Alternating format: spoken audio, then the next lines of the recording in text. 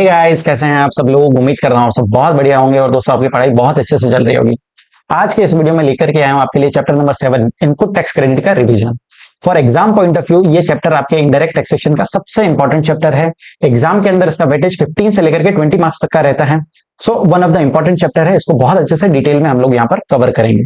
सबसे पहले शुरू करते हैं कि इनपुट टैक्स क्रेडिट का चैप्टर कॉन्सेप्ट जो है आपके करिकुलम में क्यों दिया गया, ये कॉन्सेप्ट आया ही क्यों। तो देखिए एक बेसिक अंडरस्टैंडिंग लेते हैं। मान लीजिए आपने यहाँ पर कोई भी एक इनपुट खरीदा है, ठीक है। एक एग्जांपल दिया हुआ है 600 रुपीज में आपने इनपुट्स यहाँ पर खरीदे हैं, उस पर जीएसटी आपने पे किया होगा। जब भी इनपुट्स खरीद रहे हो जीएसटी का रेट मान लिया यहाँ पर 10%। एज ऑफ नाउ ऐसा कोई रेट नहीं है जीएसटी का, बट एक एजम्पशन यहाँ पर लिया है। सो 60 रुपीज आपने जीएसटी पे किया, टोटल 660 रुपीज में आपने इनपुट खरीदा है। अब आप इनपुट लेकर के आओगे, उसमें वैल्यू एडिशन करोगे, कोई भी प्रॉफिट अपना ऐड करोगे, उसके बाद उसको सेल करोगे। मान लीजिए आप सेल कर रहे हो उस गुड्स को 1000 रुपीज में, ठीक है। अब 1000 पे वापस आपको टैक्स चार्ज करना पड़ेगा। सो 100 रुपीज आपने चार्ज करके अपने कस्टमर से टोटल 1100 रुपए अपने कस्टमर से चार्ज किए। अब यहाँ पर हो क्या रहा है, ये जो 1000 रुपीज है, इस 1000 रुपीज पे आप टैक्स लगा रहे हो। ये 1000 रुपीज के अंदर ऑलरेडी 600 रुपीज वही इनपुट है जिस पर आप टैक्स ऑलरेडी पे कर चुके हैं, ठीक है। सो 100 रुपीज पे जो टैक्स आप पेमेंट कर रहे हो उसमें से 60 रुपीज का पेमेंट आप ऑलरेडी कर चुके हैं। तो यहाँ पर क्या हो रहा है, डबल टैक्सेशन हो रहा है। इस डबल टैक्सेशन को हटाने के लिए, इसको रोकने के लिए यहाँ पर इनपुट टैक्स क्रेडिट का कॉन्सेप्ट लाया गया।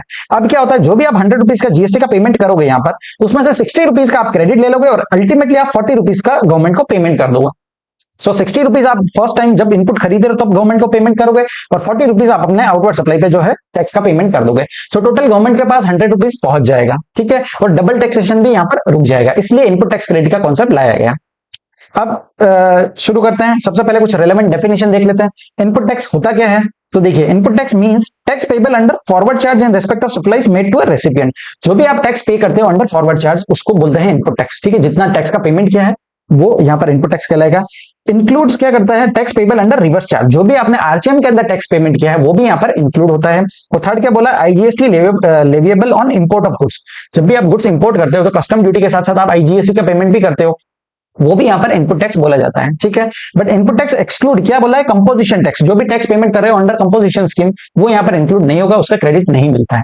सो जो भी टैक्स का पेमेंट करते हो उसको बोलते हैं इनपुट टैक्स, और उस इनपुट टैक्स का क्रेडिट लेना उसको बोलते हैं इनपुट टैक्स क्रेडिट, ठीक है। अब नेक्स्ट डेफिनेशन क्या दिया है, capital goods, inputs and input services. So तीनों का डेफिनेशन यहाँ दिया है। पहला क्या है, capital goods means goods value of which is capitalised in the books of accounts of person claiming the ITC. जो भी पर्सन, जो भी रेसिपिएंट है, अगर वो कोई भी वैल्यू ऑफ सप्लाई के जो भी गुड्स उसने खरीदे हैं अगर उसको कैपिटलाइज करता है अपने बुक्स ऑफ अकाउंट्स में, तो वो कैपिटल गुड्स माने जाएंगे और वो used or intended to be used in the course or furtherance of business के लिए होने चाहिए, ठीक है।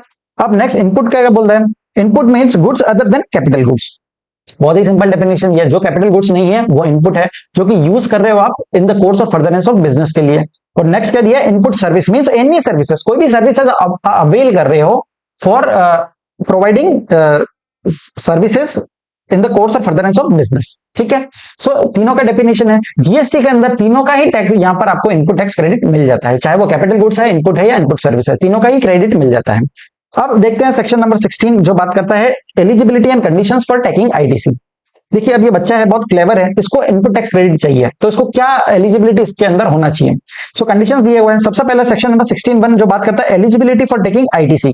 कौन कौन व्यक्ति जो है यहाँ पर एलिजिबल है, तो बोला है कोई भी पर्सन जो रजिस्टर्ड है जीएसटी के अंदर, व्यक्ति को यहाँ पर रजिस्ट्रेशन होना चाहिए, वो रजिस्टर्ड पर्सन होना चाहिए, और जो भी गुड्स और सर्विसेज वो यूज कर रहा है या फिर intended to be used in the course of furtherance of business के लिए होना चाहिए, ठीक है। आप जो भी गुड्स सर्विसेज ले रहे हो वो इन the course of furtherance of business के लिए होना चाहिए। सो दो कंडीशन यहाँ पर दिया हुआ है। सबसे पहला रजिस्टर्ड पर्सन होना चाहिए और जो भी गुड्स और सर्विसेज ले रहा है वो अवेल कर रहा है वो used in the course of furtherance of business के लिए होनी चाहिए।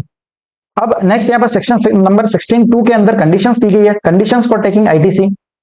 6 कंडीशंस यहाँ पर दी गई है, बहुत ही इंपॉर्टेंट है, ठीक है। वन बाय वन हम देखते हैं। सबसे पहले बोला है position of an tax paying document, मतलब जो भी पर्सन, जो भी रेसिपिएंट है उसके पास कोई ना कोई टैक्स पेइंग डॉक्यूमेंट होना चाहिए इनपुट टैक्स क्रेडिट क्लेम करने के लिए। अब रूल नंबर 36 ने यहाँ पर टैक्स पेइंग डॉक्यूमेंट को यहाँ पर दिए हुए हैं। कौन कौन से डॉक्यूमेंट्स हैं, तो देखिए कोई भी इनवॉइस होना चाहिए या फिर रिवाइज इनवॉइस होना चाहिए जो सप्लायर इशू करता है, ठीक है। Invoice issued by the recipient receiving goods और services from unregistered supplier in case of reverse charge. अगर आरसीएम का केस है तो आप अपना सेल्फ इनवॉइस जनरेट करोगे, सो वो इनवॉइस आपके पास होना चाहिए। नेक्स्ट कहते हैं debit note issued by the supplier. अगर कोई सप्लायर ने डेबिट नोट इशू किया है उस पे बेसिस पे भी आप आईटीसी क्लेम कर सकते हो। नेक्स्ट बिल ऑफ एंट्री और similar document prescribe under customs act. अगर आप कोई भी इंपोर्ट कर रहे हो तो उस केस में आपके पास बिल ऑफ एंट्री होना चाहिए। और नेक्स्ट क्या दिया, documents issued by input service distributor, जो भी आईएसडी कोई डॉक्यूमेंट इशू करता है, आईएसडी का कॉन्सेप्ट हम इसी चैप्टर में आगे चलकर पढ़ेंगे इन डेप्थ में। सो इनपुट सर्विस डिस्ट्रीब्यूटर ने कोई भी डॉक्यूमेंट इशू किया है तो आप यहाँ पर क्रेडिट ले सकते हो। सो ये सारे डॉक्यूमेंट्स यहाँ पर रूल नंबर 36 ने प्रेस्क्राइब किए हुए हैं, ये आपके पास होने चाहिए फॉर अवेलिंग आईटीसी।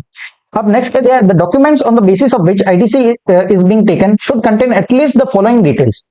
हमने रूल 46 के अंदर देखा, टैक्स इनवॉइस चैप्टर में हमने पढ़ा था कि टैक्स इनवॉइस के अंदर कौन कौन से मैंडेटरी फील्ड्स होने चाहिए, लेकिन इनपुट टैक्स क्रेडिट के पर्पस से, आईटीसी लेने के पर्पस से यहाँ पे 5 पॉइंट्स दिए हुए हैं, ये चीजें आपके डॉक्यूमेंट में होनी चाहिए। जो भी टैक्स पॉइंट डॉक्यूमेंट है इनमें अंदर 5 चीजें होनी चाहिए। कौन कौन सा, पहला हो गया अमाउंट, कितना चार्ज किया टैक्स का।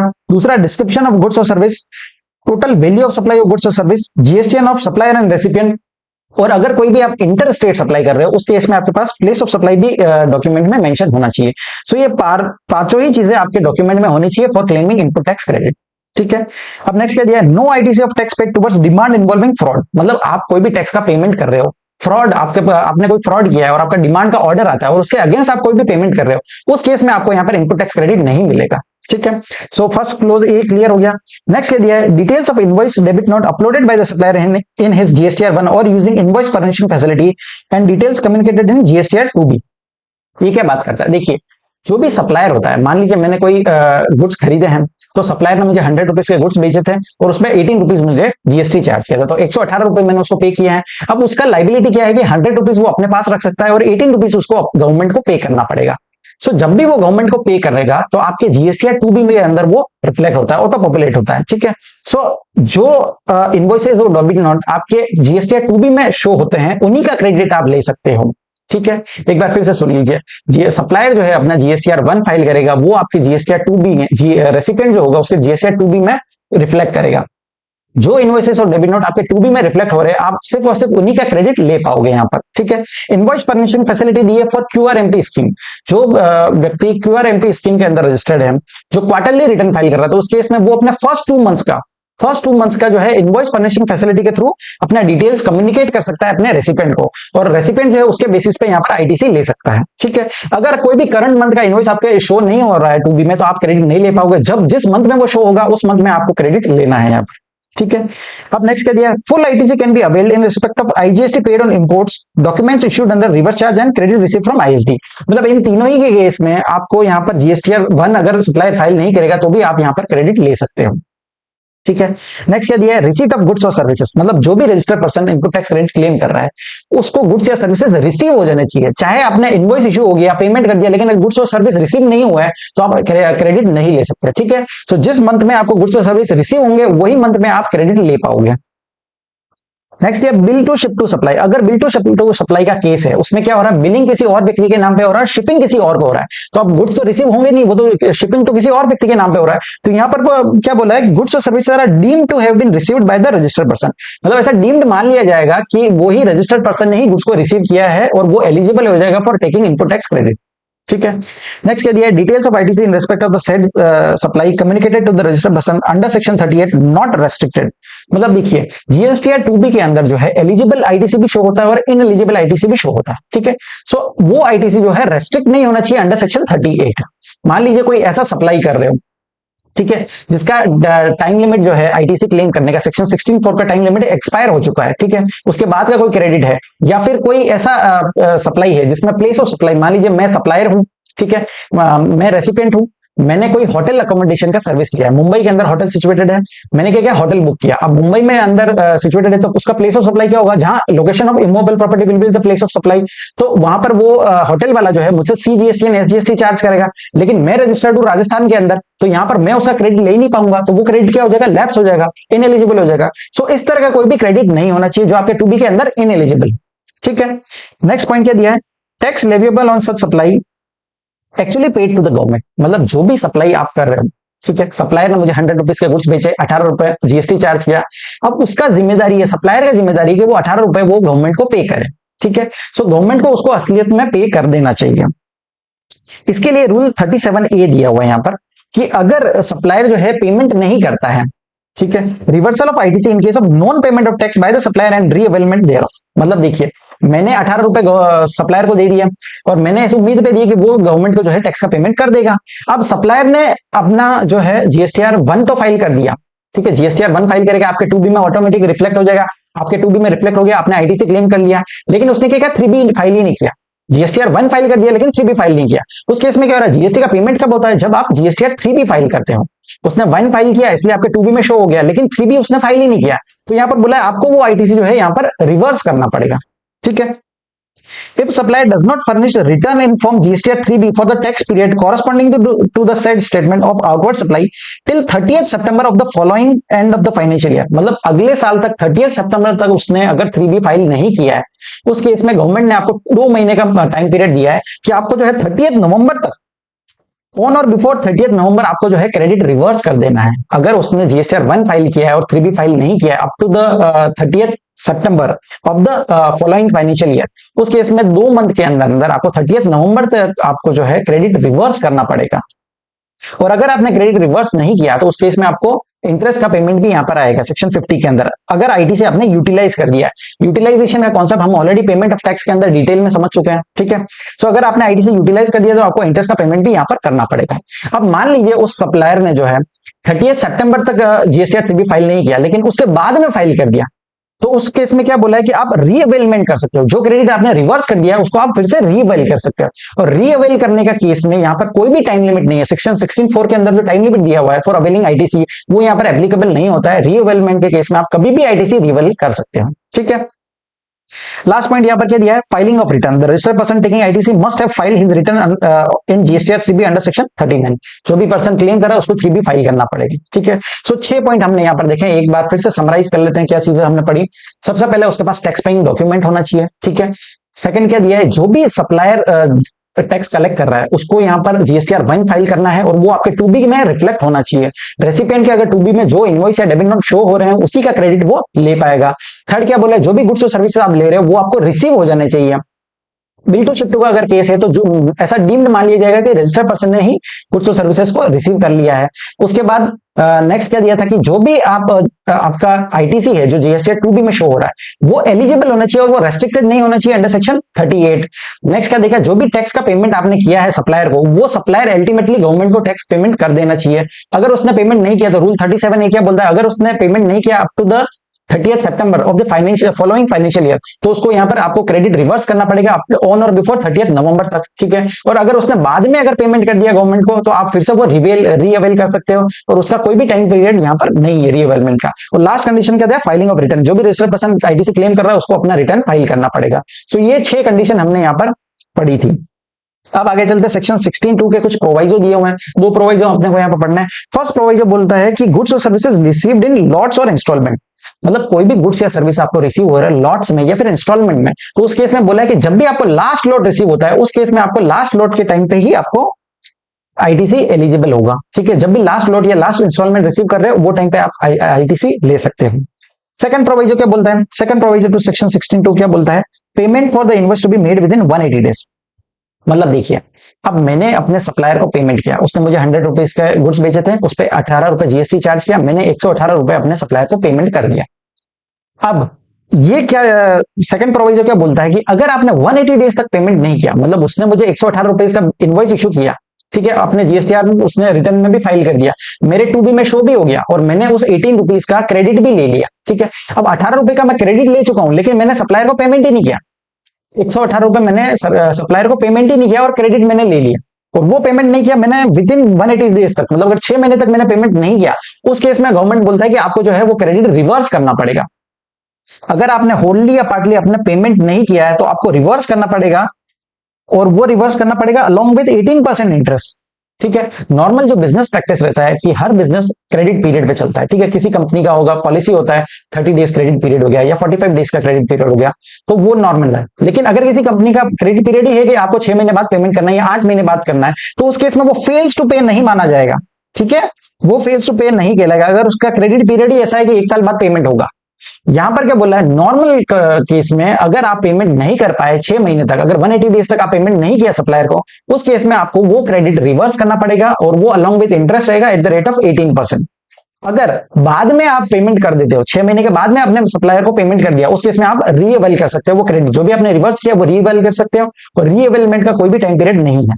ठीक है, अब इसका एक एक्सेप्शन दिया हुआ है, the condition for payment of value of supply plus tax with in 180 days does not apply to the supplies on which tax is payable under reverse charge. अब देखिए, सरकार जो है अपने पैसे की चिंता है, ठीक है, सप्लायर की उसको कोई पड़ी नहीं है। अगर आप टैक्स का पेमेंट कर रहे हो आरसीएम के अंदर, तो उसमें क्या होगा, आपने सप्लायर को तो 100 रुपीज ही पे किया, 18 रुपए आपने खुद से गवर्नमेंट को पे कर दिए। अगर आपने गवर्नमेंट को टैक्स का पेमेंट कर दिया है, तो चाहे सप्लायर को पेमेंट ना किया हो, उससे गवर्नमेंट को कोई पड़ी नहीं है, सप्लायर को पैसा रिसीव हो ना हो उसको कोई लेना देना नहीं है, गवर्नमेंट को अपना रेवेन्यू की चिंता है। ठीक है, इसलिए पहला क्या देखा था हमने, अगर आपने सप्लायर को ही पेमेंट नहीं किया है तो उस केस में आपको यहां पर रिवर्स करना पड़ता है। लेकिन अगर आरसीएम का केस है, उस केस में आपको यहां पर 180 डेज का कोई भी प्रोविजन यहां पर एप्लीकेबल नहीं रहेगा। नेक्स्ट क्या बोला है, the value of supply is deemed to have been paid in the following situation. ऐसा मान लिया जाएगा डीम कि आपने पेमेंट कर दिया, कौन सा कोई शेड्यूल 1 का एक्टिविटी है। शेड्यूल 1 क्या बात करता है, सप्लाई विदाउट कंसिडरेशन, मतलब कंसिडरेशन की जरूरत ही नहीं है, तो यहाँ पर डीम्ड मान लिया जाएगा कि आपने सप्लायर को पेमेंट कर दिया है। और सेकंड क्या बोला, addition made to the value of supply on account of suppliers liability in relation to such supply being incurred by the recipient of supply as per section 15(2) sub close B. ठीक है, ये क्या बोलता है कि देखिए, हमने वैल्यू ऑफ सप्लाई के अंदर देखा था कोई भी ऐसा लाइबिलिटी जो सप्लायर का था लेकिन रेसिपिएंट ने इनकर किया, और वैल्यू ऑफ सप्लाई जो एडिशन हुआ है वो उस लाइबिलिटी की वजह से हुआ। लाइबिलिटी सप्लायर का था लेकिन इनकर किया रेसिपिएंट ने, तो वो यहाँ पर डीम्ड मान लिया जाएगा कि आपने पेमेंट कर दिया है। ठीक है, सो उस केस में आपको यहाँ पर डीम्ड मान लेना है। सो दो प्रोविजन हमारा यहाँ पर क्लियर हो गए। अब आगे बढ़ते हैं, सेक्शन नंबर 16 सबसेक्शन 3 ये बात करता है if depreciation claimed on tax component ITC not allowed. ये क्या बात करता है, देखिए एक एग्जांपल के थ्रू समझते हैं। मैंने एक मशीनरी खरीदा, ठीक है, मशीनरी का वैल्यू था 1 लाख रुपीस। अब 1 लाख रुपीस में मैंने 18,000 का जीएसटी पेमेंट किया, तो मेरा यहां वैल्यू हो गया 1,18,000 रुपए।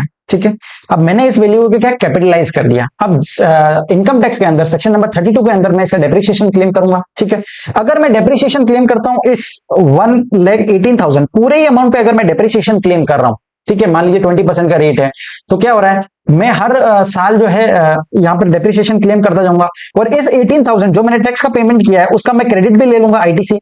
ठीक है, सो यहां पर क्या हो रहा है, 18,000 पे जो है 1 लाख पे आप डेप्रिसिएशन क्लेम करते हो, कोई प्रॉब्लम नहीं है, लेकिन इस 18,000 पे आप क्या कर रहे हो, आईटीसी भी अवेल कर रहे हो, और इस 18,000 पे आप डेप्रिसिएशन भी क्लेम कर रहे हो। ठीक है, मान लीजिए 18,000 पे अगर 20% का रेट है, तो उस हिसाब से आप 3600 रुपए एवरी ईयर आप डेप्रिसिएशन क्लेम करोगे, और हर साल इतना जो है डेप्रिसिएशन क्लेम करते जाओगे। सो ड्यूअल बेनिफिट यहां पर हो रहा है। तो गवर्नमेंट ने क्या बोला, ड्यूअल बेनिफिट यहां पर अलाउड नहीं है, या तो आप आईटीसी क्लेम कर लो या फिर जो है आप डेप्रिसिएशन क्लेम कर दो। ये सिर्फ और सिर्फ टैक्स कंपोनेंट की बात हो रही है, ये ध्यान रखना। 1 लाख रुपीस पे अगर आप डेप्रिसिएशन क्लेम करते हो वो अलाउड है। ठीक है, 1 लाख पे आप डेप्रिसिएशन क्लेम कर सकते हो और 18,000 का आप क्रेडिट ले सकते हो। ये बात हो रही है टैक्स कंपोनेंट पे। टैक्स कंपोनेंट पे आप ड्यूअल बेनिफिट नहीं ले सकते हैं, टैक्स कंपोनेंट पे डेप्रिसिएशन और आईटीसी दोनों ही एक साथ नहीं अवेलेबल रहेगा। ठीक है, so no dual benefit is allowed. Next आ जाता है सेक्शन नंबर 16(4) जो बात करता है time limit for availing ITC. अब टाइम लिमिट क्या दिया हुआ है, तो देखिए 30th November of the succeeding financial year और date of filing relevant annual return whichever is earlier. ये टाइम पीरियड तक जो है आप क्रेडिट अवेल कर सकते हो। ठीक है, नेक्स्ट क्या दिया है, इन केस ऑफ डेबिट नोट, अगर आपका डेबिट नोट का कोई केस है तो आपको the date of issuance of debit note यहां पर कंसीडर करना है, ना कि the date of underlying invoice. ठीक है, जो इनवॉइस के अगेंस्ट डेबिट नोट इशू हुआ है वो इनवॉइस का डेट नहीं देखना है, आपको डेबिट नोट का डेट देखना है। जिस दिन डेबिट नोट इशू हुआ है वहां से आपको टाइम लिमिट देखना है 30th November of this financial year, succeeding financial year, और रेलेवेंट एनुअल रिटर्न का डेट व्हिचएवर इज अर्लियर जो रहेगा वहां तक आप क्रेडिट अवेल कर सकते हो। ठीक है, ये हमारा सेक्शन 16 पूरा कंप्लीट हो गया। एक बार क्विक रिवाइज कर लेते हैं। सेक्शन 16 में हमने क्या देखा, सेक्शन 16(1) जो बात करता है वो बोलता है कि कौन पर्सन एलिजिबल है। तो देखिए, आपको रजिस्टर्ड पर्सन होना चाहिए, और जो भी गुड्स और सर्विसेज वो यूज कर रहा है या इंटेंडेड टू बी यूज करने वाला है वो इन the course of furtherance of business के लिए होना चाहिए। ठीक है, फिर सेक्शन 16(2) के अंदर 6 कंडीशंस देखी थी।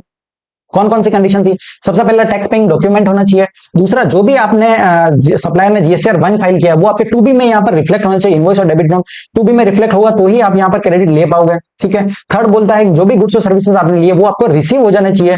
फोर्थ बोलता है कि जो भी आपने जीएसटीआर 2 में क्रेडिट आपको दिख रहा है वो एलिजिबल होना चाहिए, इनएलिजिबल नहीं होना चाहिए, और वो रेस्ट्रिक्टेड नहीं होना चाहिए अंडर सेक्शन 38 के अंदर। उसके बाद जो भी सप्लायर को टैक्स का पेमेंट किया वो सप्लायर ने एक्चुअल में गवर्नमेंट को पे कर देना चाहिए। उसके रिगार्डिंग हमने रूल 37 ये देखा था कि अगर उसने पेमेंट नहीं किया नेक्स्ट ईयर के 30th सितंबर तक, तो उसको यहाँ पर आपको रिवर्स करना पड़ेगा वो क्रेडिट, ठीक है, 2 महीने के अंदर 30 नवंबर तक आपको रिवर्स करना पड़ेगा। और अगर बाद में वो सप्लायर जो है गवर्नमेंट को पेमेंट कर देता तो आप वो रीअवेल कर सकते हो। उसके बाद नेक्स्ट कंडीशन क्या था कि आपको जो है रिटर्न फाइल करना पड़ेगा क्लेम करने के लिए। सो ये 6 कंडीशन हमने यहाँ पर देखी थी।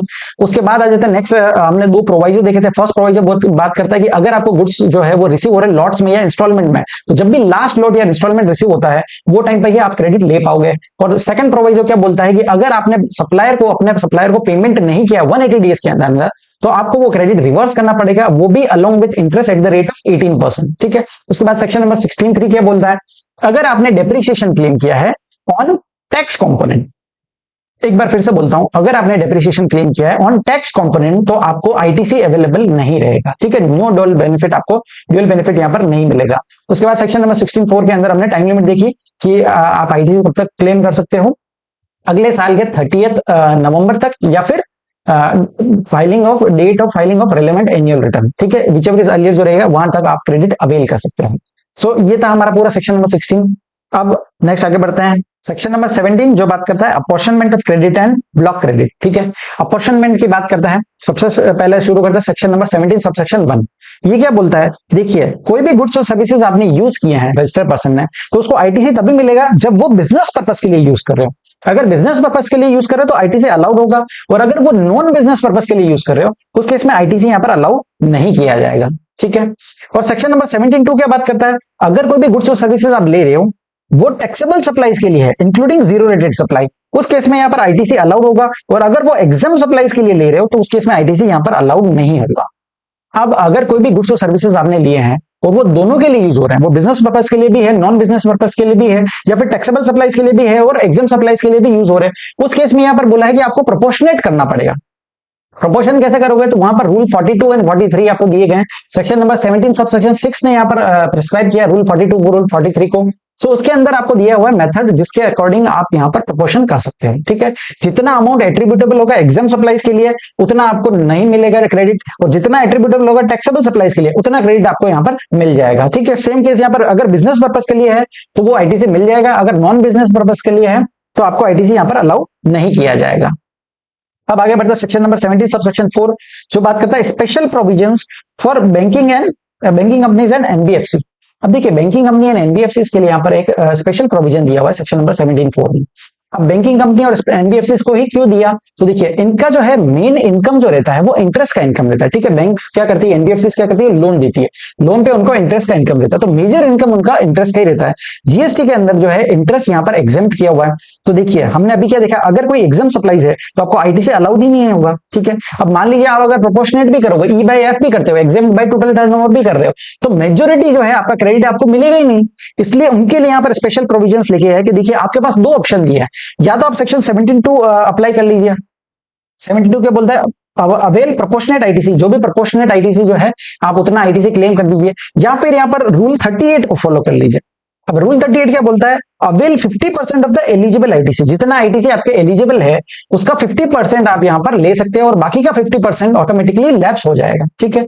सो प्रैक्टिकल लाइफ में जो भी बैंकिंग कंपनीज होती है, एनबीएफसी होती है, तो ये जो है रूल 38 ही फॉलो करती है, वो 50% क्रेडिट अवेल करते हैं और 50% यहाँ पर रिवर्स कर देता है। सबसे पहले आपको 3B के अंदर टोटल क्रेडिट लेना पड़ेगा जितना एलिजिबल है, उसके बाद यहाँ पर रिवर्सल्स दिए जाते हैं, ठीक है। रिवर्सल्स के अंदर सबसे पहले दिया जाता है reversal under section 17(5) rule 42 rule 43 and rule 38। सो उसके अंदर आपको यहाँ पर रिवर्स करना पड़ता है 50%, ठीक है। Balance will be reverse in GST 3B। अब ये रेस्ट्रिक्शन क्या बोला, ये रेस्ट्रिक्शन ऑफ 50% अप्लाई नहीं होगा कब, जब सप्लाई रिसीव हो रहा है from another registration with in the same entity, मतलब आपका कोई डिस्टिंक्ट एंटिटी है और वहां से आप कोई भी सप्लाईज ले रहे हो, उस केस में 50% का रूल एप्लीकेबल नहीं होगा और आप 100% आईटीसी यहाँ पर अवेल कर सकते हो, ठीक है। Once option exercise can not be withdrawn during remaining part of the year, आपने एक बार ये ऑप्शन अवेल कर दिया तो बाकी के साल के लिए आपका वही ऑप्शन यहाँ पर रहेगा। अगर आपको चेंज करना है तो वो अगले साल से जो है आप चेंज कर सकते हैं। तो सिंपल सेक्शन 17(4) क्या बात करता है, या तो 17(2) अप्लाई कर लो या फिर रूल 38 आप अप्लाई कर सकते हो, ठीक है। 17(2) में आपको प्रोपोर्शनेट करना पड़ेगा आईटीसी और रूल 38 में क्या करना पड़ेगा, 50% आप एलिजिबल आईटीसी ले लीजिए और 50% यहाँ पर आपका लैप्स हो जाएगा। अब नेक्स्ट आ जाता है सेक्शन नंबर 17(4) जो बात करता है ब्लॉक क्रेडिट, ठीक है, बहुत ही इंपॉर्टेंट है। ये क्या बोलता है, ITC of tax paid on almost every input service and capital goods used for supply of taxable goods and और service is allowed under GST except a small list of items provided under section 17(5). मतलब देखिए, चाहे वो input हो या input service है या capital goods है, तीनों पे ही जीएसटी के अंदर आईटीसी आपको मिल जाता है।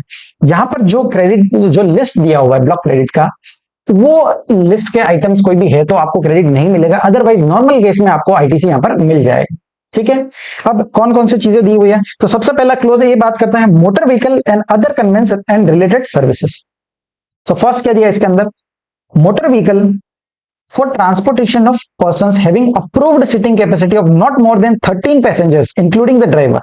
देखिए, आपका कोई भी मोटर व्हीकल है जो ट्रांसपोर्टेशन ऑफ पर्संस के लिए है और जिसका seating capacity, approved seating capacity कितना है, not more than 13 passenger including the driver.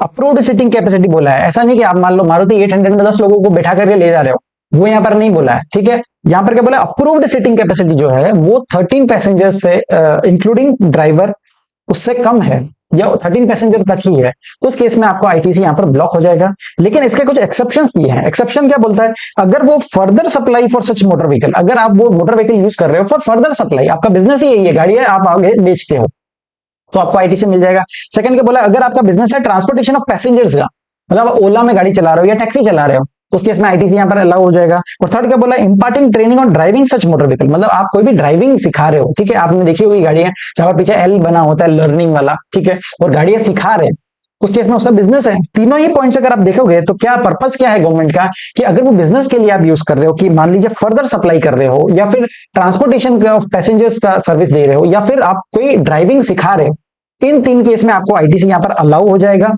Otherwise normally अगर कोई मोटर व्हीकल है जो ट्रांसपोर्टेशन पर्संस के लिए यूज कर रहे हैं, तो उसका approved seating capacity not more than 13 passenger है इंक्लूडिंग द ड्राइवर, तो यहाँ पर आईटीसी आपका ब्लॉक हो जाएगा। ठीक है, अब मोटर व्हीकल क्या एक्सक्लूड करता है, तो रेलवेज मोटर व्हीकल नहीं कहलाते हैं, बाइसाइकिल्स हो गई, 2 या 3 व्हीलर्स हो गई अप टू 25 सीसी, जो भी आप एक्टिवा होती है, स्कूटी हो गई है आपकी या कोई बाइक होगी, वो सारी 25 सीसी से अबव की ही होती है। ठीक है, सो और क्या हो गया, स्पेशल पर्पस व्हीकल, सो ये सारे मोटर व्हीकल के डेफिनेशन में नहीं आते हैं, अदरवाइज जो है मोटर व्हीकल पे क्रेडिट यहाँ पर ब्लॉक किया हुआ है।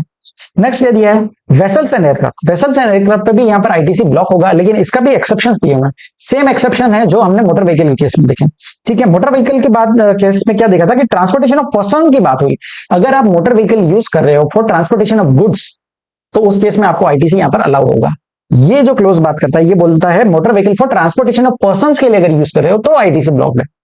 ठीक है, वेसल और एयरक्राफ्ट के केस में क्या बोला है, एक्सेप्शंस क्या दिए हुए, सेम एक्सेप्शन दिए हुए हैं, फर्दर सप्लाई कर रहे हो अगर आप वो सच वेसल और एयरक्राफ्ट का, या फिर ट्रांसपोर्टेशन ऑफ पैसेंजर्स कर रहे हो, ठीक है, आप ट्रांसपोर्टेशन का बिजनेस है आपका, इंडिगो जो है, इंडिगो यहाँ पर एयरलाइंस चला रहा है, तो वो ट्रांसपोर्टेशन कर रहा है, तो वहां पर आईटीसी अलाउड हो जाएगा। थर्ड क्या दिया है, यहाँ पर मोटर व्हीकल के केस में हमने देखा था driving of such motor vehicle. Vessel और एयरक्राफ्ट के केस में क्या दिया हुआ है, अगर वेसल है तो imparting training on navigating such vessel, उसको नेविगेटिंग का ट्रेनिंग आप दे रहे हो। और एयरक्राफ्ट के केस में क्या बोला है, imparting training on flying such aircraft, ठीक है, उसको सिखा रहे हो आप ट्रेनिंग। तो ये सारे एक्सेप्शंस यहाँ पर वेसल एंड एयरक्राफ्ट के केस में दिए हुए हैं। नेक्स्ट क्या दिया, फॉर ट्रांसपोर्टेशन ऑफ गुड्स, अगर ये ट्रांसपोर्टेशन ऑफ गुड्स के लिए भी यूज हो रहा है, ठीक है, वेसल और एयरक्राफ्ट अगर ट्रांसपोर्टेशन ऑफ गुड्स के लिए भी यूज हो रहे हैं तो आपको यहाँ पर आईटीसी अलाउ हो जाएगा। ठीक है, सो आई होप ये कॉन्सेप्ट आपको समझा होगा। अब देखिए नेक्स्ट क्या दिया है, services use for motor vehicle vessel and aircraft. कौन कौन सी सर्विसेज दी गई है, अगर आपने कोई जनरल इंश्योरेंस का सर्विस लेते हो, या फिर सर्विसिंग रिपेयर एंड मेंटेनेंस का सर्विस है, या फिर लीजिंग रेंटिंग और hiring of motor vehicle vessel and aircraft, इन तीनों के केस में क्या बोला है, अगर पापा को आईटीसी अलाउड है तो बेटे को भी अलाउड होगा, अगर पापा को अलाउड नहीं है तो बेटे को भी अलाउड नहीं होगा। ठीक है, अगर वेसल और aircraft, vessel aircraft and motor vehicle, अगर इन तीनों के केस में आईटीसी अगर आपको अलाउड है, वो अगर एलिजिबल है, तो उस केस में इनका जनरल इंश्योरेंस हो गया या सर्विस या रिपेयर मेंटेनेंस हो गया, इसका आईटीसी भी आपको यहाँ पर अलाउ कर दिया जाएगा। और अगर इन व्हीकल्स पे ही आईटीसी ब्लॉक्ड है तो आपको जनरल इंश्योरेंस, लीजिंग हो गया, सर्विसेज हो गया, ये भी आईटीसी आपका ब्लॉक हो जाएगा। ठीक है, in case where motor vehicle vessel or aircraft are eligible for ITC, then aforementioned services will also be eligible for ITC। ठीक है, अगर मोटर व्हीकल और वो अगर अलाउड है तो उनका सर्विसिंग भी यहाँ पर आईटीसी मिल जाएगा आपको। नेक्स्ट ये दिया है, where general insurance service and servicing repair and maintenance services are availed by, ये सर्विसेज किसके द्वारा ली जा रही है, अगर मैन्युफैक्चरर है कोई इनएलिजिबल मोटर व्हीकल वेसल या एयरक्राफ्ट का, मतलब उनको यहाँ पर ऊपर में क्रेडिट नहीं मिल रहा है, इनएलिजिबल है, लेकिन उसका कोई मैन्युफैक्चरर है, मान लीजिए कोई टाटा वाला है, ठीक है, वो गाड़ियां बना करके बेच रहा है, मैन्युफैक्चरर है, उस केस में उसको यहाँ पर आईटीसी मिल जाएगा, ठीक है। और जो भी जनरल इंश्योरेंस सर्विसेज है या रिपेयर मेंटेनेंस का सर्विस है, वो यहाँ पर आईटीसी यहाँ पर ले सकता है। और सेकंड कह दिया कोई सप्लायर है जनरल इंश्योरेंस सर्विसेज का, मतलब इंश्योरर है, उसको भी यहाँ पर आईटीसी मिल जाएगा, इवन दो उसका जो मोटर व्हीकल है, वेसल है, एयरक्राफ्ट है, वो इन एलिजिबल फॉर क्रेडिट है, तो भी यहाँ पर मैन्युफैक्चरर को और सप्लायर को आईटीसी मिल जाएगा, ठीक है। सो आई होप क्लोज ए आपको यहाँ पर क्लियर हुआ होगा। अब आगे बढ़ते हैं, क्लोज बी जो बात करता है food and beverages, outdoor catering and health services and other services, ठीक है। इसके अंदर जो सर्विसेज दी है उस पर आईटीसी ब्लॉक्ड है। कौन कौन सी सर्विसेज दी गई है?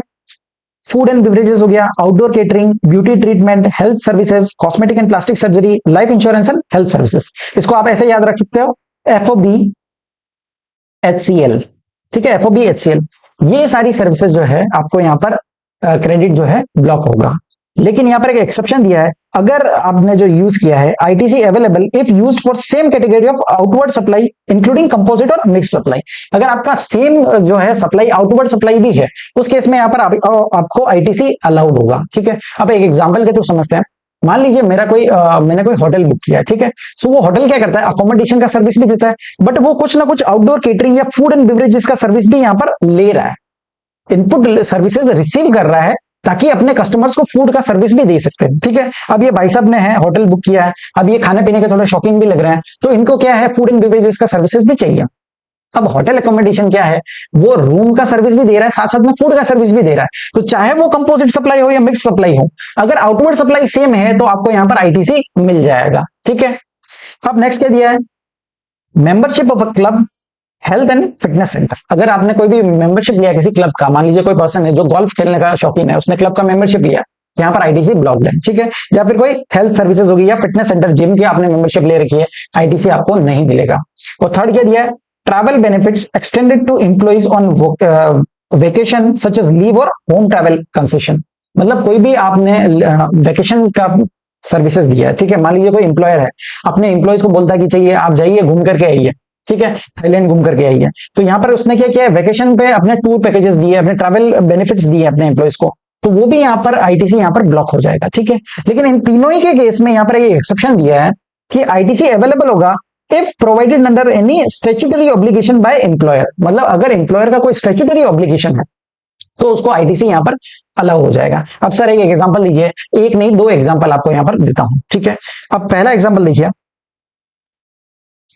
फैक्ट्रीज एक्ट जो है, फैक्ट्रीज एक्ट बोलता है कि अगर आपकी फैक्ट्री में 250 से ज्यादा एम्प्लॉयज काम करते हैं, वर्कर्स अगर 250 से ज्यादा काम करते हैं, तो आपको उनको फूड का सर्विस देना पड़ेगा, ठीक है। आपको उनको कैटरिंग का या फूड का सर्विस जो है आपको उनको प्रोवाइड करना पड़ेगा, आपको कैंटीन रखना पड़ेगा।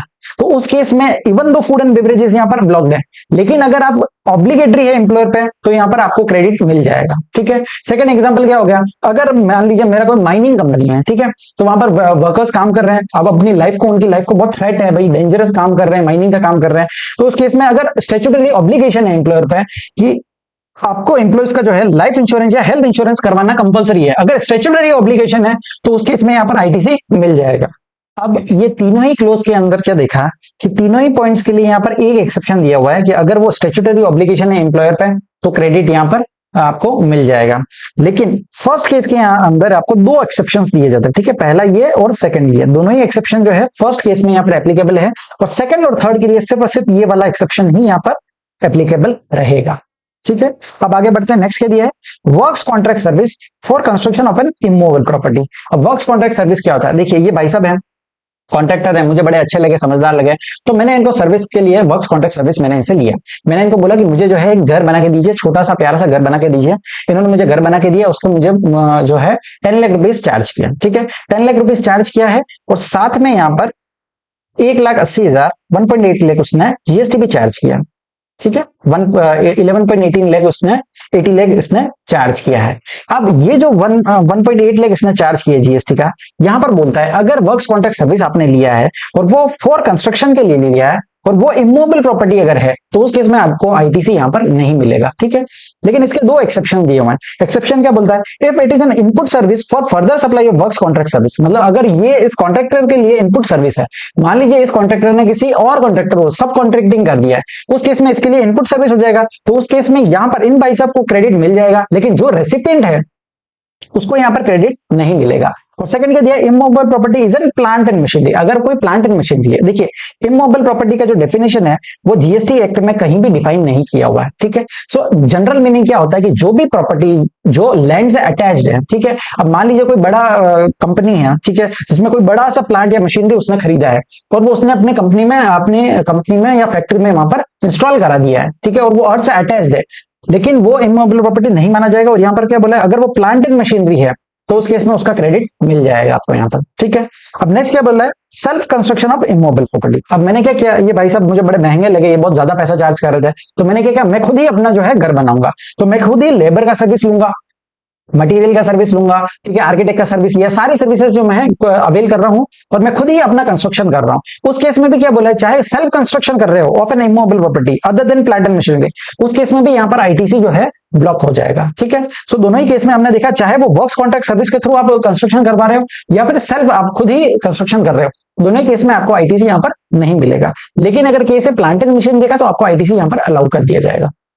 अब डेफिनेशन देखते हैं, कंस्ट्रक्शन क्या होता है। देखिए construction includes reconstruction, renovation, addition, alteration और repair to the extent of capitalisation to the said immovable property. मतलब देखिए कोई भी खर्चा आपने किया जो कैपिटलाइज किया आपने बुक्स ऑफ अकाउंट्स में, ठीक है।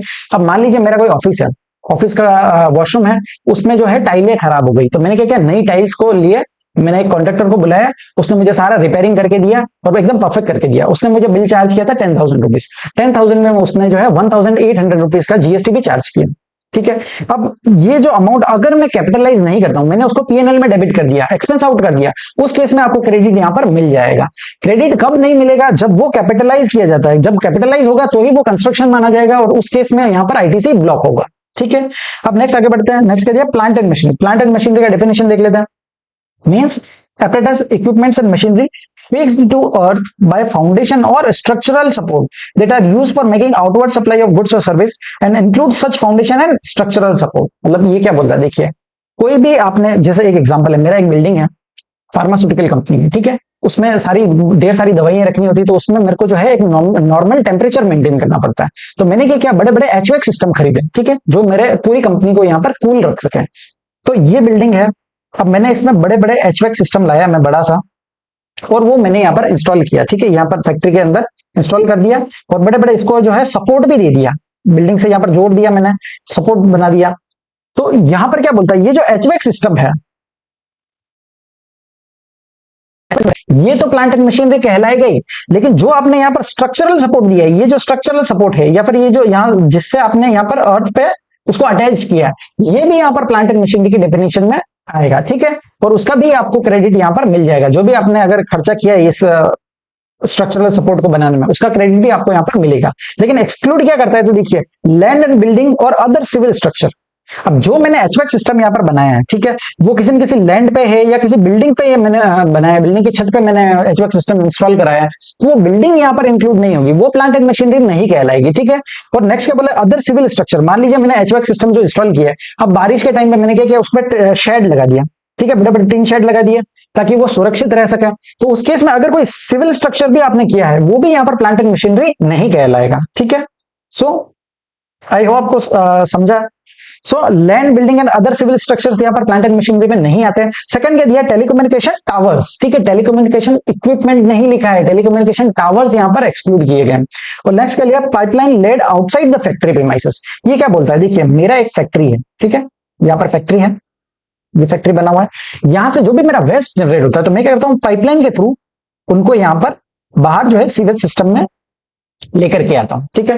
तो ये क्या बोलता है, जो भी पाइपलाइन आपका फैक्ट्री के प्रीमाइसेस के अंदर सिचुएटेड है, ठीक है, मतलब ये वाला जो पाइपलाइन है वो आपका प्लांट एंड मशीनरी में कहलाएगा, और जो पाइपलाइन आपने बाहर फैक्ट्री प्रीमाइसेस के बाहर जो सिचुएटेड है वो यहां पर प्लांट एंड मशीनरी नहीं कहलाएगा, ठीक है। सो इन तीनों के केस में आपका आईटीसी जो है वो ब्लॉक्ड है। अदरवाइज प्लांट एंड मशीनरी का कोई भी आप कंस्ट्रक्शन करा रहे हो या इंस्टॉलेशन करा रहे हो तो आपको आईटीसी मिल जाएगा। आई होप ये कॉन्सेप्ट आपको अच्छे से समझा है। अब आगे बढ़ते हैं, अब बहुत ही बेसिक पॉइंट्स दिए हुए हैं नेक्स्ट, ठीक है। Inward supplies charge to tax under composition levy. देखिए कोई भी कंपोजिशन स्कीम के अंदर कोई भी पर्सन है तो वो यहाँ पर बिल ऑफ सप्लाई इशू करेगा, ठीक है, टैक्स इनवॉइस वो इशू कर ही नहीं सकता, बिल ऑफ सप्लाई करेगा तो आप उसका क्रेडिट जो है ले ही नहीं सकते। नेक्स्ट क्या दिया, inward supplies receive from non resident taxable person. NRTP कोई है, वो अगर इंडिया में अगर कोई बिजनेस कर रहा है तो उसको 5 दिन पहले यहाँ पर इंडिया में रजिस्ट्रेशन लेना पड़ेगा, ठीक है। अब अगर वो जब भी इंडिया में आया है, कुछ गुड्स को इंपोर्ट करके लेके आया है, वो इंपोर्टेड गुड्स पे उसको आईटीसी मिल जाएगा। लेकिन कोई भी गुड्स या सर्विसेज वो इंडिया के अंदर टैक्सेबल टेरिटरी के अंदर आकर के कोई भी गुड्स या सर्विसेज ले रहा है, उस पर उसको आईटीसी नहीं मिलेगा। ठीक है, तो यहां पर सिर्फ इंपोर्टेड गुड्स की बात की गई, सर्विसेज की बात नहीं की है। अब नेक्स्ट क्या दिया है, गुड्स और services used or intended to be used for CSR related activities, मतलब कोई भी गुड्स आप यूज कर रहे हो फॉर सीएसआर एक्टिविटी। ठीक है, section number 135 of the companies एक बात करता है आपको सीएसआर एक्टिविटी करना पड़ेगा अगर आपका टर्नओवर जो है वो थ्रेशोल्ड लिमिट एक्सीड कर जाता है। ठीक है, सो अगर आपने कोई भी गुड्स और सर्विस सीएसआर एक्टिविटी के लिए यूज किया है तो आपको उन गुड्स और सर्विसेज पे आईटीसी नहीं मिलेगा। नेक्स्ट क्या दिया है, invert supplies use for personal consumption, कोई भी गुड्स या सर्विस आप पर्सनल कंजम्पशन के लिए यूज कर रहे हो तो आपको आईटीसी यहां पर अलाउड नहीं होगा, आईटीसी ब्लॉक हो जाएगा। नेक्स्ट क्या दिया है, goods lost, stolen, destroyed, written off और disposed of by way of gift और फ्री सैंपल, कोई भी गुड्स लॉस्ट हो गए तो आपको आईटीसी यहां पर नहीं मिलेगा। देखिए आप इस कॉन्सेप्ट को समझिए, गवर्नमेंट का इंटेंशन क्या है। जब भी आपने कोई इनवर्ट सप्लाई लिया, ठीक है, मान लीजिए कोई गुड्स है, मैंने इनवर्ट सप्लाई लिया 600 रुपीज में खरीदा और उस पर मैंने 60 रुपीज का आईटीसी पे किया होगा, 660 पे मैंने खरीदा। अब मैं उसका प्रोसेसिंग करूंगा, सब करूंगा और उसको गुड्स को बेचूंगा, तो मुझे जो ये 60 रुपीज का जो क्रेडिट दे रही है गवर्नमेंट, ये किस बेसिस पे दे रही है कि मैं आगे जब 100 रुपीज का पेमेंट करूंगा तो उसमें मुझे 60 का क्रेडिट मिल जाएगा और 40 रुपीज मुझे नेट ऑफ पेमेंट करना रहेगा। ठीक है, अब मेरा अगर आउटवर्ड सप्लाई जो है वही लॉस्ट हो गया, गुड्स से लॉस्ट हो गया, तो क्या हुआ, गवर्नमेंट को तो एक भी बार टैक्स नहीं मिला, दो ड्यूअल टैक्सेशन को हटाने के लिए यहाँ पर आईटीसी लेकर के आया है। बट इन कॉन्सेप्ट में क्या हो रहा है कि आप गवर्नमेंट को एक भी बार टैक्स नहीं मिल रहा है, जब अगर गुड्स लॉस्ट ही हो गए तो उसको सेल क्या करोगे, सेल नहीं करोगे तो टैक्स पेमेंट करोगे ही नहीं। और इनवर्ट सप्लाई जो है, इनवर्ट पे तो आपने टैक्स ले लिया, क्रेडिट जो था आपने ले चुके हो। ठीक है, अगर आपने कोई भी फ्री में बांट दिया या फ्री सैंपल दे दिए, अब फ्री है तो मतलब कंसीडरेशन है ही नहीं, कंसीडरेशन है ही नहीं है तो सप्लाई माना ही नहीं जाएगा, सप्लाई नहीं माना जाएगा तो उस पर टैक्स भी नहीं लगेगा। ठीक है, और जो इन गुड्स को बनाने के लिए आपने जो इनवर्ट सप्लाई दिया उस पर तो आपने आईटीसी क्लेम कर लिया, और जो सेल किया, सेल किया वो फ्री में कर दिया तो टैक्स का पेमेंट मिले ही नहीं। सो गवर्नमेंट का रेवेन्यू जो है वो यहाँ पर खतरे में था, इसलिए क्या बोला है, जो भी गुड्स लॉस्ट हो गए, स्टोलन हो गए, डिस्ट्रॉय हो गए तो आपको यहाँ पर आईटीसी नहीं मिलेगा। ठीक है, नेक्स्ट, कोई भी टैक्स का पेमेंट करते हो अंडर सेक्शन 74, अंडर सेक्शन 129 और अंडर सेक्शन 130, इनके अंदर आपको भी डिमांड ऑर्डर आता है, फ्रॉड के अंदर आपको भी टैक्स का पेमेंट कर रहे हो तो आपको आईटीसी यहाँ पर नहीं मिलेगा। ठीक है, सो ये पूरा सेक्शन नंबर 75 का लिस्ट था, इन आइटम्स पे आपको जो है आईटीसी ब्लॉक किया हुआ है, अदरवाइज नॉर्मली आपको आईटीसी मिल जाएगा अगर आप कंडीशंस को फुलफिल करते हो। अब सेक्शन नंबर 17(1) एंड 17(2) के अंदर हमने देखा था, अगर कोई भी सप्लाई जो है वो अगर गुड्स और सर्विसेज आप यूज कर रहे हो फॉर बिजनेस पर्पस तो आईटीसी अलाउ होगा, अगर नॉन बिजनेस पर्पस है तो आईटीसी अलाउड नहीं होगा। और अगर गुड्स और सर्विस यूज कर रहे हो for taxable supplies including zero rated supply तो आईटीसी अलाउड होगा, और अगर एग्जाम सप्लाईज के लिए गुड्स और सर्विस यूज कर रहे हो तो आईटीसी यहाँ पर ब्लॉक होगा। अगर कोई ऐसा गुड्स और सर्विस है जो आप दोनों के लिए यूज कर रहे हो, टैक्सेबल सप्लाई के लिए भी यूज कर रहे हो, एग्जाम सप्लाई के लिए भी यूज कर रहे हो, उस केस में आपको प्रोपोर्शनेट करना पड़ेगा। प्रोपोर्शनेट करने के लिए यहाँ पर रूल्स दिए हुए हैं, रूल 42 एंड 43। ठीक है, शुरू करता है रूल 42, ये बात करता है apportionment of common credit of inputs और इनपुट सर्विसेज। इनपुट और इनपुट सर्विस के लिए रूल 42 दिया हुआ है और कैपिटल गुड्स के लिए रूल 43 दिया हुआ है। ठीक है, ये बहुत ही इंपॉर्टेंट है, काफी बच्चों को समझ नहीं आता है बट बहुत आसान कॉन्सेप्ट है। ठीक है, ये मैंने चार्ट दिया है, ये लास्ट में हम आप लोग समराइज कर सकते हैं उसको। पहले समझते हैं कि कैसे आपको जो है प्रोपोर्शन करना है। तो देखिए फर्स्ट स्टेप क्या है, आप टोटल इनपुट टैक्स क्रेडिट ले लीजिए। आपका टोटल इनपुट टैक्स क्रेडिट कितना इन्वॉल्व है इन इनपुट और इनपुट सर्विसेज। ठीक है, जितना टोटल क्रेडिट आपके पास है वो आपने यहाँ पर टी के नाम से डिनोट कर दिए, उसमें से जो भी गुड्स और सर्विसेज यूज कर रहे हो exclusively for non business purpose, exclusively मतलब क्या हुआ, सिर्फ और सिर्फ नॉन बिजनेस पर्पस के लिए ही यूज कर रहे हो, उसका तो क्रेडिट मिलेगा नहीं, उसको निकालना है तो उसको T1 यहाँ पर माइनस कर देंगे। उसके बाद नेक्स्ट क्या बोला है, कोई भी गुड्स या सर्विसेज आप यूज कर रहे हो जो एक्सक्लूसिवली फॉर एग्जाम्ड सप्लाईज के लिए, एग्जाम सप्लाईज के लिए है, उसका क्रेडिट भी नहीं मिलेगा, उसको T2 बोलते हैं यहाँ पर, और उसको भी यहाँ पर एक्सक्लूड कर देंगे। थर्ड क्या बोला है, कोई भी इनपुट टैक्स है on input and input services which are ineligible for credit, मतलब सेक्शन 75 कोई भी क्रेडिट जो है वो ब्लॉक्ड है, उसका भी क्रेडिट आपको नहीं मिलेगा, तो यहाँ पर T3 के नाम से डिनोट करेंगे और उसको भी लेस कर देंगे। ये तीनों चीजें कौन सी है जिन पर आपको क्रेडिट नहीं मिलता है। ठीक है, तो टोटल क्रेडिट आपने लिया उसमें से इन तीनों को माइनस कर दोगे। ठीक है, तो ये आ गया ITC credited in electronic credit ledger. अब इसमें से लेस क्या करेंगे, input and input services that are intended to be used exclusively for taxable supplies including zero rated supplies। जो इनपुट आप यूज करने वाले हो, इनपुट या इनपुट सर्विस यूज करने वाले हो for exclusively for taxable supplies और इंक्लूडिंग जीरो रेटेड सप्लाई, इसका क्रेडिट आपको मिलेगा, ठीक है, T4। बट आपने को क्या करना है, आपने को कॉमन क्रेडिट निकालना है। प्रोपोर्शनेट करने के लिए पहले कॉमन जो खिचड़ी है वो आपको फाइंड आउट करना है। सो जो एक्सक्लूसिवली दिए हुए थे, जो नॉन बिजनेस पर्पस है, एग्जम्प्ट है या इनएलिजिबल है, उनको हटा दिया। जो एक्सक्लूसिवली फॉर टैक्सेबल सप्लाईज है उसको भी हटा देंगे एक बार के लिए, क्योंकि इसका क्रेडिट तो है आपको यहाँ पर मिल जाएगा T4 का, ठीक है। सो अब अपने पास क्या आ जाता है, common ITC available for apportionment, C2 जिसको बोलते हैं, ठीक है। C2 जो है वो कॉमन क्रेडिट है। अब इस कॉमन क्रेडिट को जो है अपने को अपोर्शन करना है, ठीक है। अपोर्शन कैसे करेंगे, तो देखिए जो भी कॉमन क्रेडिट जो है attributable to exempt supplies, ineligible credit जो है उसको कैसे करेंगे, तो यहां पर फॉर्मूला दिया हुआ है E/F, aggregate value of exempt supply during the tax period divided by total turnover in the state during tax period into common credit, ठीक है। अगर आप ये फॉर्मूला नॉर्मली समझो, देखिए आपको जो है कॉमन क्रेडिट को एट्रीब्यूटेबल करना है फॉर एग्जाम सप्लाईज।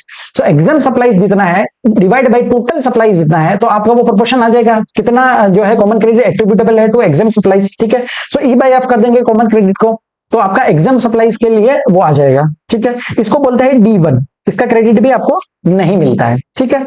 अब देखिए if the registered person does not have any turnover during the said tax period और the above information is not available, the value for the last tax period में भी use, मतलब अगर इस साल का अवेलेबल नहीं है तो लास्ट टैक्स पीरियड का आप यहाँ पर यूज कर सकते हो, ठीक है। एग्जाम सप्लाई का यहाँ पर डेफिनेशन दिया है, इसको हम बाद में देखेंगे। नेक्स्ट आपने जो है एग्जाम सप्लाईज के लिए यहाँ पर निकाल दिया, ठीक है, कॉमन क्रेडिट में से। नेक्स्ट क्या दिया है, D2 आपको फाइंड आउट करना है, जिसमें जो common credit attributable to non business purpose, जितना नॉन बिजनेस पर्पस के लिए एट्रीब्यूटेबल है, तो वो कितना बोला है 5% ऑफ C2, कॉमन क्रेडिट का 5% जो है वो नॉन बिजनेस के लिए निकाल देना है। अगर नॉन बिजनेस का क्वेश्चन में आपको दिया हुआ है तो ही ये 5% कैलकुलेट करना है, अगर नॉन बिजनेस के रिगार्डिंग कोई भी जिसमें नहीं दिया है तो आपको ये 5% लेस नहीं करना है, ठीक है। सो नॉन बिजनेस के पर्पस के लिए होगा D2। अब जितना कॉमन क्रेडिट था उसमें से मैंने D1 माइनस किया जो एग्जाम सप्लाईज को एट्रीब्यूटेबल था, और D2 मैंने माइनस किया जो नॉन बिजनेस पर्पस को एट्रीब्यूटेबल था। सो C2 minus D1 plus D2, तो कितना आ जाएगा, ये एलिजिबल मेरा क्रेडिट आ जाएगा C3, ठीक है। C3 क्या है, जो मेरा कॉमन क्रेडिट है एट्रीब्यूटेबल टू एलिजिबल सप्लाईज। सो आपको आईटीसी किस किसका मिल जाएगा, एक तो T4 जो एक्सक्लूसिवली आप यूज कर रहे थे for taxable supplies including zero rate supply, T4 का क्रेडिट मिल जाएगा, और एक ये जो कॉमन क्रेडिट बचा है जो कॉमन एलिजिबल क्रेडिट है, इन दोनों का क्रेडिट आपको मिल जाएगा। और आईटीसी किसका नहीं मिलेगा, T1 जो आपका नॉन बिजनेस पर्पस के लिए था, T2 आपका एग्जाम सप्लाईज के लिए था, और T3 जो आपका इनएलिजिबल क्रेडिट था अंडर सेक्शन 17(5), इन तीनों का क्रेडिट नहीं मिलेगा। उसके बाद D1 एंड D2, D1 जो था वो एग्जाम सप्लाईज को कॉमन क्रेडिट एट्रीब्यूट किया था, और D2 जो है वो नॉन बिजनेस पर्पस को एट्रीब्यूटेबल था कॉमन क्रेडिट। सो इन सब का क्रेडिट आपको नहीं मिलेगा, और T4 एंड T3 का क्रेडिट आपको मिल जाएगा, ठीक है। आई होप आपको ये रूल 42 समझा है। अब for the purpose of this calculation exam supplies का यहाँ पर डेफिनेशन दिया हुआ है, ठीक है। एग्जाम सप्लाई में क्या इंक्लूड होगा क्या इंक्लूड नहीं होगा, ये सिर्फ और सिर्फ रूल 42 एंड 43 के लिए ही यहाँ पर दिया हुआ है। सो एग्जाम सप्लाई में क्या क्या इंक्लूड होगा, नील रेट सप्लाई हो गया, नॉन टैक्सेबल सप्लाईज हो गया, होली एग्जाम सप्लाईज है, या फिर रिवर्स चार्ज की सप्लाईज है, वो भी यहाँ पर आपके एग्जाम सप्लाईज में इंक्लूड की जाएगी। नेक्स्ट ये दिया transaction in securities, securities supply में ही नहीं आता, लेकिन अगर कोई भी ट्रांजैक्शन कर रहे हो सिक्योरिटीज में, तो इस केस में क्या बोला है, जो भी सिक्योरिटी का सेल वैल्यू है उसका 1% आपको यहाँ पर इंक्लूड करना, जो भी सिक्योरिटी का सेल वैल्यू है उसका 1% ऑफ द सेल वैल्यू आपको एग्जाम सप्लाईज के अंदर इंक्लूड करना है for the purpose of calculation of rule 42, ठीक है। नेक्स्ट दिया है sale of land and building, even though ये सप्लाई नहीं है, शेड्यूल 3 में कवर्ड है, ठीक है, लेकिन ये भी यहाँ पर कवर होगा और एग्जाम सप्लाईज की डेफिनेशन में इंक्लूड किया जाएगा। और वैल्यू क्या लेंगे, value adapted for paying stamp duty, ठीक है, जो भी स्टैंप ड्यूटी पे करने के लिए जो वैल्यू लिया है वही आपको यहाँ पर इंक्लूड करना है। और नेक्स्ट क्या दिया, supply of warehouse goods before clearance for home consumption, मतलब होम कंजम्पशन नहीं हुआ है उससे पहले ही आप अगर वेयरहाउस गुड्स को सप्लाई कर रहे हो तो आपको यहाँ पर इंक्लूड करना है। और वैल्यू क्या लेंगे, तो value shall be the value of supply of goods from the duty free shops at arrival terminal in international airports to the upcoming incoming passengers, ठीक है, जो भी ड्यूटी फ्री शॉप्स पे जो वैल्यू रहता है वही आपको यहाँ पर लेना है, ठीक है। सो ये सारी चीजें आपको इंक्लूड करनी है एग्जाम सप्लाईज में। अब एक्सक्लूड क्या होगा, तो देखिए interest on loan deposit advances other than earn by bank and financial institutions, ठीक है, जो भी इंटरेस्ट आप रिसीव कर रहे हो इंटरेस्ट ऑलरेडी एग्जेम्प्ट ही होता है, वो एक्सक्लूड ही होता है, ठीक है। अब नेक्स्ट क्या है, ड्यूटी फ्री स्क्रिप्ट्स हो गई, जो भी गवर्नमेंट जो है एक्सपोर्ट को प्रमोट करने के लिए जो है ड्यूटी फ्री स्क्रिप्ट्स देती है, कुछ पॉइंट्स देते हैं, ठीक है, सो वो यहाँ पर कोई रिसीव हुआ तो वो भी एक्सक्लूड होगा। नेक्स्ट क्या है, शेड्यूल 3 के लिस्ट आइटम्स, शेड्यूल 3 के लिस्ट आइटम यहाँ पर एक्सक्लूड किए गए एक्सेप्ट पैरा 5 जो हमने देखा sale of land and building, और पैरा 8A जो बात करता है supply of warehouse goods before clearance for home consumption. इन दोनों को छोड़ के जो भी शेड्यूल 3 के आइटम्स है वो भी यहाँ पर एक्सक्लूड किए जाएंगे, ठीक है। सो ये सारा आपको कंसिडर करना है for calculation of exempt supplies. अब यहां पर एक क्विक समराइज कर लेते हैं रूल 42 को। तो देखिए टोटल क्रेडिट आप सबसे पहले टी जिसको बोलते हैं टोटल क्रेडिट आप लोगे, उसमें से T1 माइनस करोगे जो नॉन बिजनेस पर्पस को लिए है एक्सक्लूसिवली। उसके बाद T2 जो एग्जेम्प्टेड सप्लाई है उसको आप माइनस कर दोगे। उसके बाद T3 जो ब्लॉक क्रेडिट है सेक्शन 17(5) का उसको भी लेस कर दोगे, ठीक है। उसके बाद जो आता है उसमें जो टैक्सेबल सप्लाईज है इंक्लूडिंग जीरो रेट सप्लाई जो एक्सक्लूसिवली यूज कर रहा है, तो उस केस में T4 को आपको एक बार के लिए यहाँ पर एक्सक्लूड करना है, इसका क्रेडिट आपको यहाँ पर मिल जाएगा, ठीक है। इन तीनों का क्रेडिट आपको नहीं मिलेगा। अब जो कॉमन क्रेडिट आया, जो खिचड़ी आया, अब इसको आपको क्या करना है, प्रोपोर्शनेट करना है। प्रोपोर्शनेट कैसे करोगे, तो देखिए D1 जो है एग्जेम्प्टेड सप्लाईज के लिए क्या करोगे, E/F का फॉर्मूला लगाओगे, C2 इंटू E/F, तो उससे आ जाएगा कितना जो है कॉमन क्रेडिट एट्रीब्यूटेबल है टू एग्जेम्प्ट सप्लाईज, ठीक है। D1 का क्रेडिट भी नहीं मिलता है। उसके बाद नॉन बिजनेस पर्पस के लिए 5% ऑफ C2 हम लोग कैलकुलेट करेंगे और नॉन बिजनेस पर्पस का लिए भी ITC यहां पर अलाउ नहीं होगा। उसके बाद जो है C3 कैसे निकालेंगे, C2 में से D1 प्लस D2 माइनस करेंगे, तो ये आ जाएगा एलिजिबल क्रेडिट, इसका क्रेडिट आपको मिल जाएगा, ठीक है। सो आई होप रूल 42 आपको यहां पर क्लियर हुआ है। अब नेक्स्ट कुछ की पॉइंट्स दिए हुए हैं, देख लेते हैं। की पॉइंट्स क्या बोलता है, जो भी आपका aggregate value of D1 and D2 का ये आपको रिवर्स करना पड़ेगा इन GSTR 3B और थ्रू DRC 03, इसके थ्रू आपको GSTR 3B में रिवर्स करना पड़ेगा। अगर actual proportion of non business purpose is given in the question then apply that percentage. अगर मान लीजिए यहां पर आपको दिया हुआ है कि नॉन बिजनेस पर्पस जो है कॉमन क्रेडिट जो है नॉन बिजनेस पर्पस के लिए 8% है या 10% है, तो उस केस में आपको क्वेश्चन में वही परसेंटेज लगाना है, ये 5% यहां पर कैलकुलेट नहीं करना है। अगर कोई भी परसेंटेज नहीं दिया गया, कोई भी परसेंटेज नहीं दिया गया है और ऐसा बोला गया है स्पेसिफिकली कि कॉमन क्रेडिट जो है वो नॉन बिजनेस पर्पस के लिए भी है, तो ही आपको 5% लगाना है। अगर नॉन बिजनेस पर्पस का कोई भी बात नहीं किया है तो आपको 5% कैलकुलेट नहीं करना है, ठीक है। ये क्वेश्चन सॉल्व करते समय आपको ध्यान रखनी है ये सारी चीजें। C3 जो है वो सेपरेटली कैलकुलेट करेंगे for CGST, SGST and IGST। Common credit का जो भी रिवर्सल रहता है वो आपको मंथली बेसिस पे करना पड़ेगा। आपको GSTR 3B के फॉर्मेट में आपको दिख जाएगा, रिवर्सल के सेक्शन में यहां पर दिया जाता है रिवर्सल अंडर सेक्शन 42 एंड 43, सो वहां पर आपको मंथली रिवर्सल करना पड़ेगा।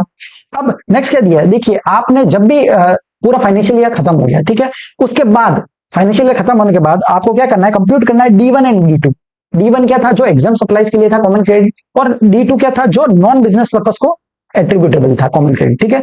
इनको दोनों को जोड़ करके फॉर होल फाइनेंशियल ईयर आपको कंप्यूट करना है by taking exempted turnover and aggregate turnover for the whole financial year before the due date of filing the return for सितंबर मंथ का रिटर्न फाइल करने से पहले आपको पूरे साल का D1 एंड D2 कैलकुलेट करोगे, ठीक है। अगर आपने अमाउंट जो रिवर्स किया आपने 3B में मंथली आप रिवर्सल कर रहे हो, अगर अमाउंट रिवर्स किया वो ज्यादा है D1 एंड D2 के टोटल से, ठीक है। अगर अमाउंट ज्यादा रिवर्स कर दिया है तो उस केस में क्या है, आपने ITC शॉर्ट क्लेम किया है, अब ITC कम क्लेम किया है तो भैया बचा हुआ ITC जो है अब क्लेम कर लो, ठीक है। So additional amount paid has to be claimed back before last date of for taking ITC। जितना एडिशनल ITC दे दिया है वो आप जो है यहाँ पर क्लेम कर लोगे।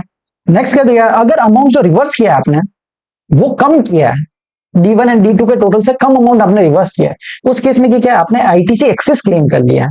ITC अगर एक्सेस क्लेम कर लिया तो अब आपको जो है वो रिवर्स करना पड़ेगा, जितना एक्सेस ITC है वो आपको रिवर्स करना पड़ेगा in any month till September in the following financial year. कोई भी मंथ में टिल सितंबर तक आप उसको रिवर्स करोगे, और रिवर्स करोगे with an interest rate of 18%, interest के साथ रिवर्स करना पड़ेगा। इंटरेस्ट का कैलकुलेशन कब से चालू होगा, तो 1 अप्रैल से। आपका फाइनेंशियल ईयर खत्म हो गया, उसके 1 अप्रैल से जो है आपको कैलकुलेट करना है 1 April of the succeeding financial year till the date of reversal. जब तक रिवर्सल नहीं कर लेते तब तक का आपको इंटरेस्ट भी यहाँ पर कैलकुलेट करना पड़ेगा और फिर आपको जो है रिवर्स करना पड़ेगा। आई होप रूल नंबर 42 आपको क्लियर हो गया है। अब आगे बढ़ते हैं रूल नंबर 43। रूल नंबर 43 दिया गया है apportionment of common credit of capital goods and reversal thereof. Input and input service के लिए रूल 42 दिया गया था, कैपिटल गुड्स के लिए यहाँ पर रूल 43 दिया हुआ है, ठीक है। ये क्या बात करता है, देखिए बहुत ही सिंपल है। अगर आपने रूल 42 आपने अच्छे से समझ लिया है तो रूल 43 बहुत इजी है। ये क्या बोलता है, कोई भी कैपिटल गुड्स आप यूज कर रहे हो exclusively for non business purpose या फिर एग्जाम सप्लाईज के लिए, तो उस केस में आपको उसको क्रेडिट लेजर में क्रेडिटेड नहीं होगा, ठीक है। इलेक्ट्रॉनिक क्रेडिट लेजर में उसको क्रेडिट नहीं करना है और उसका ITC आपको नहीं मिलेगा। भैया वो नॉन बिजनेस पर्पस के लिए या फिर एग्जाम सप्लाईज के लिए तो आपको क्रेडिट नहीं मिलेगा, एक्सक्लूसिवली अगर यूज कर रहे हो। अब अगर कोई कैपिटल गुड्स है जो एक्सक्लूसिवली यूज कर रहे हो for making taxable supplies including zero rated supply, taxable supplies के लिए यूज कर रहे हो तो भैया आईटी से मिल जाएगा, आईटी से भी मिल जाएगा, तो आपको उसको जो है इलेक्ट्रॉनिक क्रेडिट लेजर में भी यहाँ पर क्रेडिट कर देना है। ठीक है, ये दोनों केस तो क्लियर है। अगर एग्जाम सप्लाईज या नॉन बिजनेस पर्पस के लिए है तो आईटीसी नहीं मिलेगा। अगर taxable supplies including zero rated supply के लिए है तो आपको आईटीसी यहाँ पर मिल जाएगा। नेक्स्ट क्या दिया हुआ है, अगर आप कॉमनली यूज कर रहे हो, जो कैपिटल गुड्स आपने खरीदा वो कॉमनली यूज कर रहे हो, उस केस में उसको डिनोट करेंगे ए। ए क्या बोलता है, भैया इसको अपॉर्शन करना पड़ेगा, ये कॉमन है, इसको अपॉर्शन करना पड़ेगा। तो क्या बोला है, एक बार तो आप उसको पूरा ही क्रेडिट कर दो in the electronic credit ledger. Commonly use कर रहे हो, इवन दो आप एग्जाम के लिए भी यूज कर रहे हो, टैक्सेबल के लिए भी यूज कर रहे हो, लेकिन पूरा ही क्रेडिट आप यहां पर क्रेडिट कर दीजिए इलेक्ट्रॉनिक क्रेडिट लेजर के अंदर। ठीक है, उसके बाद क्या बोला है, take full ITC in the month of purchase. जिस मंथ में आपने कैपिटल गुड्स खरीदा है उस मंथ में पूरा आईटीसी यहां पर अवेल कर लो। ठीक है, अब जो आईटीसी आपने अवेल कर दिया, अब आप उसको जो है आपको मंथली रिवर्सल करना पड़ेगा। जीएसटी के अंदर कैपिटल गुड्स का लाइफ बोला गया है 5 ईयर्स। ठीक है, useful life of all capital goods are assumed to be 5 years, that is 60 months. तो क्या बोला है, आपको 60 मंथ्स तक हर एक मंथ आपको यहां पर रिवर्सल करना पड़ेगा। ठीक है, सो जो भी आपने टीसी, आपने जो भी क्रेडिट लिया था, ठीक है, एक एग्जांपल के थ्रू समझते हैं हम। मान लीजिए मैंने कोई मशीनरी खरीदा है, ठीक है, मशीनरी का जो वैल्यू था वो 1 लाख रुपीज है। अब मैंने उस पर 18,000 का यहाँ पर क्रेडिट टैक्स पे किया होगा। ठीक है, 18,000 मैंने इस कैपिटल गुड्स पे क्रेडिट ले लिया पूरा। सो जब मैं कॉमनली यूज कर रहा हूं, इवन तो कॉमनली यूज कर रहा हूं, मैं ये 18,000 को पूरा ही अवेल कर लूंगा। ठीक है, अब मैं क्या करूंगा, इस 18,000 को डिवाइड करूंगा, डिवाइड बाय 60 मंथ्स तक, क्योंकि मुझे पर मंथ निकालना कि कितना क्रेडिट एट्रीब्यूटेबल है फॉर पर मंथ। ठीक है, तो ये कितना आ जाएगा, 300 रुपए यहां पर आ जाएगा आपका। ठीक है, अब ये जो 300 रुपीज आपने यहां पर आया है ये मंथली आ गया है। अब इस 300 रुपीज को आपको ई बाय एफ करना पड़ेगा। ठीक है, और ये कैलकुलेशन आपको 60 मंथ्स तक कंटिन्यू करना है। सो क्या हुआ, हमने पहले टोटल क्रेडिट ले लिया यहाँ पर टीसी, उस टीसी को क्या किया, मंथली एट्रीब्यूट किया, टीएम जिसको बोलते हैं, मंथली एट्रीब्यूट किया। ठीक है, सो टीसी डिवाइड बाय 60। अब जितना मंथली आया उसको हम जो है ई बाय एफ का फॉर्मूला यहाँ पर लगा देंगे, और एग्जाम्पल टर्नओवर का डेफिनेशन हमने वही जो 42 के अंदर देखा रूल, वही सेम यहाँ पर रूल 43 के लिए भी रहेगा। सो ई बाय एफ उसको करेंगे तो जितना कॉमन क्रेडिट एट्रीब्यूटेबल है तो एग्जाम सप्लाईज वो यहां पर आपका आ जाएगा, और उतना अमाउंट आपको रिवर्स करना है for each and every month. ठीक है, अब नेक्स्ट आ जाते हैं change in usages of capital goods. अब ये क्या बात करता है, देखिए आपका कैपिटल गुड्स का ये यूजेज है वो आप चेंज कर रहे हो। अब यहां पर हमने देखा कि अगर capital goods non business purpose के लिए है या एग्जाम सप्लाईज के लिए है तो क्रेडिट नहीं मिलता है, अगर टैक्सेबल सप्लाईज के लिए है तो क्रेडिट मिल जाएगा, अगर कॉमनली यूज कर रहे हो तो उसको अपने को अपॉर्शन करना पड़ेगा। ठीक है, अब अगर आपका चेंज जो है कैपिटल गुड्स का यूजेज चेंज हो रहा है तो यहाँ पर 4 केसेस मैंने यहाँ पर दिए हुए हैं। फर्स्ट केस क्या बोलता है, अगर earlier use for taxable now use for exam, मतलब पहले कैपिटल गुड्स को टैक्सेबल के लिए यूज करते थे, अब आप एग्जाम के लिए यूज कर रहे हो। तो देखिए जब मैं टैक्सेबल के लिए यूज कर रहा था ये वाला केस, ठीक है, एक मिनट, सो अगर ये फर्स्ट वाला केस है, ठीक है, तो यहां पर फुल आईटीसी मुझे मिल जाएगा। अगर मैं टैक्सेबल के लिए कर रहा हूं तो जब मैंने खरीदा होगा तभी मैंने फुल आईटीसी ले लिया होगा। अब मैं एग्जाम्प्ट के लिए यूज कर रहा हूं तो क्या बोला है, reverse proportionate ITC attributable to remaining life of capital goods in months. तो अब आपको जो है एग्जाम सप्लाई कर रहे हो तो अब आपको रिमेनिंग लाइफ के लिए यहां पर रिवर्स करना पड़ेगा प्रोपोर्शनेट आईटीसी। प्रोपोर्शनेट आईटीसी कैसे निकालेंगे, वही डिवाइड बाय 60 मंथ करेंगे, उसके बाद मल्टीप्लाई करेंगे ई बाय एफ से। ठीक है, सेकंड केस क्या दिया है, earlier use for exempt supply now use for taxable, मतलब पहले एग्जाम सप्लाई के लिए यूज कर रहे थे, अगर एग्जाम सप्लाई के लिए यूज कर रहे थे तो आपने क्रेडिट लिया ही नहीं होगा उस टाइम पे, तो अब क्या बोला है, अब आप क्रेडिट ले लो। अब क्रेडिट क्या पूरा ले लें, नहीं, तो क्या बोला है, tax paid eight the time of purchase, जितना टैक्स पे किया उसमें से माइनस क्या करना है, 5% पर quarter or part there of. अब देखिए जीएसटी के अंदर कैपिटल गुड्स का लाइफ यहाँ पर 60 मंथ्स बोला गया है, ठीक है, 5 साल बोला गया है। अब एवरी मंथ का अगर आप निकालोगे, मतलब एक साल का कितना हो गया यहाँ पर 20% हो गया, और एक क्वार्टर का कितना हो गया 5% हो गया। तो क्या बोलता है, जितने क्वार्टर्स आपने यूज किए उसमें से आप 5% पर quarter or part there of जो है आप माइनस करते चले जाओ। मान लीजिए मैंने कोई कैपिटल गुड्स खरीदा, 5 साल की उसकी लाइफ थी, ठीक है, मैं रिवर्सल कर रहा था, पहले एग्जाम था, ठीक है, तो मैंने टैक्स लिया ही नहीं होगा। अब मैं क्या कर रहा हूं, उसको टैक्सेबल के लिए यूज करने वाला हूं। तो मान लीजिए अगर मैंने 1 साल के लिए उसको एग्जाम सप्लाई के लिए यूज किया है तो मुझे 5% पर क्वार्टर, मतलब 5% के हिसाब से 4 क्वार्टर हो गए 1 साल के अंदर, सो वो मुझे माइनस करना पड़ेगा। उसके अलावा जितना बचता है वो टैक्स जो मैं है यहाँ पर क्रेडिट ले सकता हूं। ठीक है, नेक्स्ट चीज क्या बोली, no ITC for invoices older than 1 year. अगर 1 साल से पुराना कोई इनवॉइस है तो आप क्रेडिट यहां पर नहीं ले पाओगे। ये 2 केस आई होप आपको क्लियर होंगे। अब नेक्स्ट क्या दिया है, earlier used for taxable now commonly used for both. मतलब पहले मैं टैक्सेबल के लिए यूज करता था, अब कॉमनली यूज करूंगा। जब टैक्सेबल के लिए यूज करता था मैंने पूरा क्रेडिट लिया होगा, ठीक है। अब कॉमनली यूज कर रहा हूं तो मुझे रिवर्सल करना पड़ेगा। रिवर्सल कैसे करूंगा, तो देखिए क्या बोला है, ITC has already been availed at the time of purchase now become TC, ठीक है, वो टीसी बन जाएगा। और आपको जो है start monthly reversal for remaining life, जितना उसका रिमेनिंग लाइफ है उसका मंथली रिवर्सल करना पड़ेगा। रिवर्सल कैसे करेंगे, वही डिवाइड बाय 60 करके इनटू ई बाय एफ कर देंगे, ठीक है। अब नेक्स्ट क्या दिया है, अर्लियर यूज फॉर एग्जाम, मतलब पहले एग्जाम के लिए यूज कर दिया, मतलब जब एग्जाम के लिए यूज करा मैंने क्रेडिट लिया ही नहीं होगा। Now commonly use for both, अब कॉमनली यूज कर रहे हो। उस समय क्रेडिट नहीं लिया था तो क्या बोला है, अब आप जो है पूरा क्रेडिट ले लीजिए। सेम यही केस है, देखिए एग्जाम था अब टैक्सेबल हो रहा है, और इस केस में क्या था, एग्जाम था अब कॉमन यूज हो रहा है। तो जो है आपको पहले पूरा क्रेडिट ले लेना है।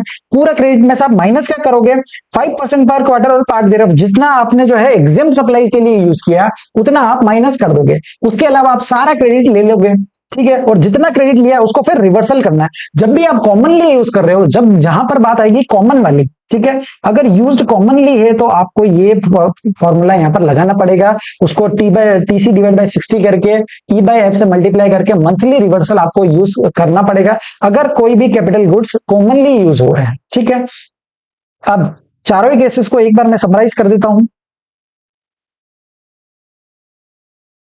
तो देखिए पहला केस क्या बोला, टैक्सेबल से एग्जाम में जा रहे हो, टैक्सेबल के टाइम पे पूरा क्रेडिट ले लिया होगा, अब एग्जाम कर रहे हो तो रिवर्सल चालू कर दो, ठीक है। प्रोपोर्शनेट अमाउंट रिवर्स करना है जो भी रिमेनिंग लाइफ है एसेट का। नेक्स्ट क्या दिया, अगर एग्जाम से टैक्सेबल में आ रहे हो, एग्जाम था पहले तो मैंने टैक्स लिया ही नहीं होगा, क्रेडिट लिया ही नहीं होगा, अब आप टैक्सेबल के लिए यूज कर रहे हो तो क्रेडिट ले लो। तो क्या मैं पूरा ले लूं, पूरा नहीं लेना, उसमें माइनस क्या करना है, 5% पर क्वार्टर और पार्ट दे रहे हो, जितना क्वार्टर उसने आपने एग्जाम सप्लाईज के लिए यूज किया वो माइनस करके बाकी का क्रेडिट पूरा ले लीजिए। थर्ड केस क्या बोलता है, अगर पहले टैक्सेबल के लिए यूज कर देते हैं, मतलब उस समय पूरा क्रेडिट ले लिया, अब मैं कॉमनली यूज कर रहा हूं, अब कॉमनली यूज कर रहा हूं तो भाई रिवर्सल चालू कर दो। रिवर्सल कैसे करेंगे, TC divide by 60 into E by F, ठीक है। और लास्ट केस क्या बोला, पहले एग्जाम के लिए करता था, एग्जाम के लिए करता था तो वो टाइम पे मैंने क्रेडिट लिया ही नहीं होगा, अब मैं कॉमनली यूज कर रहा हूं तो भैया एक बार का पूरा क्रेडिट ले लो। पूरा में से जो भी एग्जाम को एट्रीब्यूटेबल था 5% पर क्वार्टर और पार्ट दे रहा हूं, ये माइनस कर दो। उसके अलावा जितना क्रेडिट है वो पूरा क्रेडिट ले लो और उसके बाद जो है रिवर्सल चालू कर दो। रिवर्सल क्यों कर रहे हैं, क्योंकि कॉमन है, ये दोनों ही कॉमन के केस में यहाँ पर रिवर्सल किए जा रहे हैं। रिवर्सल करने का फॉर्मूला सिंपल है, TC divide by 60 into E by F. E by F का जो डेफिनेशन है हम ऑलरेडी देख चुके हैं रूल 42 एंड 43 में, ठीक है। तो आई होप ये आपको समझा होगा। इसके रिगार्डिंग क्वेश्चन दिया हुआ है, आप एक दो क्वेश्चन सॉल्व कीजिए तो आपको इस कॉन्सेप्ट का जो है पूरी तरह से ग्रिप आएगा। अब नेक्स्ट आगे बढ़ते हैं। E by F remains the same as it is for rule 42 and एड टीई, जो आपका लाइबिलिटी आता है जो आपको रिवर्स करना है, वो रिवर्स कैसे करोगे, तो आप अपने आउटपुट टैक्स लाइबिलिटी में उसको ऐड कर दोगे along with applicable interest during every tax period of the useful life of the capital goods, ठीक है। तो आपको आउटपुट टैक्स लाइबिलिटी में उसको ऐड कर देना है और उसको रिवर्सल कर देना है। अब रूल 42 रूल 43 यहां पर क्लियर हो गए हैं, ठीक है। अब शुरू करते हैं नेक्स्ट सेक्शन, सेक्शन नंबर 18 जो बात करता है क्रेडिट इन स्पेशल सर्कमस्टेंसेस। अब यहाँ पर कुछ स्पेशल सर्कमस्टेंसेस दिए, उस केस में यहाँ पर अपने को क्रेडिट का प्रोविजंस देखने हैं। तो सबसे पहले दिया है कंपोजिशन स्कीम टू रेगुलर, मतलब मैं पहले जो था वो कंपोजिशन स्कीम के अंदर रजिस्टर्ड था, अब मैं रेगुलर स्कीम में स्विच कर रहा हूं। तो उस केस में क्या बोला है, a person can switch from composition scheme to regular scheme at any time during the financial year. कभी भी आप स्विच कर सकते हो रेगुलर स्कीम में, जब भी आपका जो है थ्रेशोल्ड लिमिट या जो भी कंडीशंस दिए हुए हैं वो फुलफिल नहीं कर पाते तो आपको रेगुलर स्कीम में शिफ्ट होना पड़ेगा। तो उस केस में क्या बोला है, he shall be entitled to take ITC on stock of inputs, जितने भी उसके इनपुट्स है, इनपुट सर्विसेज नहीं बोला है, इनपुट्स पे और कैपिटल गुड्स पे आपको यहाँ पर आईटीसी मिल जाएगा। और कब तक के, on the day immediately preceding the date of switch over. मान लीजिए मैं 1 जुलाई से रेगुलर स्कीम में आ रहा हूं तो उससे पहले 30 जून तक का मेरा जितना इनपुट था और जितना कैपिटल गुड्स था उसका मुझे क्रेडिट मिल जाएगा। अब इनपुट के केस में tax paid eight the time of purchase, उतना आप आईटीसी ले लोगे, और कैपिटल गुड्स के केस में आपको माइनस करना है। सेम केस है जो हमने एग्जाम से लेकर के, same procedure when exempt goods और services becomes taxable, same process दिया हुआ है। अगर एग्जाम से आप टैक्सेबल आ रहे हो, ये वाला केस, तो आप क्या करते हो, आईटीसी ले सकते हो पूरा, लेकिन उसमें से माइनस करना पड़ेगा 5% पर क्वार्टर और पार्ट दे रहे हो जितना आपने एग्जाम सप्लाई के लिए यूज किया था, ठीक है। सेम कॉन्सेप्ट यहां पर दिया है, इनपुट के केस में पूरा ही ले लीजिए और कैपिटल गुड्स के केस में आप जितना टैक्स पे किया था उसमें से 5% आपको माइनस कर देना है, उतना क्रेडिट आप ले सकते हो। नेक्स्ट क्या बोला है, application to be filed with in 30 days, मतलब 30 दिन के अंदर अंदर आपको एप्लीकेशन फाइल करना पड़ेगा जब भी आप स्विच कर रहे हो। वो एप्लीकेशन रहेगा जीएसटी आईटीसी 01 के अंदर, ठीक है, जीएसटी आईटीसी 01 के अंदर आप एप्लीकेशन फाइल करोगे। वो it shall be duly certified by practising CA और CMA if claim of ITC exceeds 2 lakh. अगर 2 लाख से ज्यादा का आईटीसी क्लेम कर रहे हो तो सीए या सीएमए के द्वारा सर्टिफाइड होना चाहिए, ठीक है। आईटीसी आप तभी अवेल कर पाओगे जो भी इनवॉइसेस जो है वो विद इन 1 ईयर, जो डेट ऑफ इनवॉइस है उसके 1 साल के अंदर अंदर ही आप आईटीसी ले पाओगे। 1 साल से पुराना कोई इनवॉइस है तो आप आईटीसी यहाँ पर नहीं ले पाओगे। नेक्स्ट क्या दिया है, ITC claim shall be verified with the corresponding details furnished by the corresponding supplier. ये जो भी डिटेल्स जो भी आप आईटीसी क्लेम कर रहे हो उसको वेरीफाई किया जाएगा, ठीक है। तो ये सारे प्रोसेस पॉइंट्स आपको ध्यान रखने हैं अगर आप कंपोजिशन स्कीम से रेगुलर स्कीम के अंदर स्विच हो रहे हो। नेक्स्ट क्या दिया है, रेगुलर टू कंपोजिशन स्कीम, मतलब पहले मैं रेगुलर स्कीम में था, अब मैं कंपोजिशन स्कीम में शिफ्ट कर रहा हूं। तो वो आप स्विच कब कर सकते हो, तो वो बोला है beginning of the financial year, जो भी फाइनेंशियल ईयर के बिगिनिंग में ही आप शिफ्ट हो सकते हो टू कंपोजिशन स्कीम, ठीक है। और उस केस में आपको जो है आईटीसी रिवर्स करना पड़ेगा। जितना आप रेगुलर स्कीम के अंदर से आपने आईटीसी ले लिया था, अब कंपोजिशन में जा रहे हो तो आपको रिवर्स करना पड़ेगा। रिवर्स कैसे करोगे, तो इनपुट के केस में तो रिवर्स फुल आईटीसी टेकन, जितना आईटीसी लिया है पूरा का पूरा आपको रिवर्स करना पड़ेगा।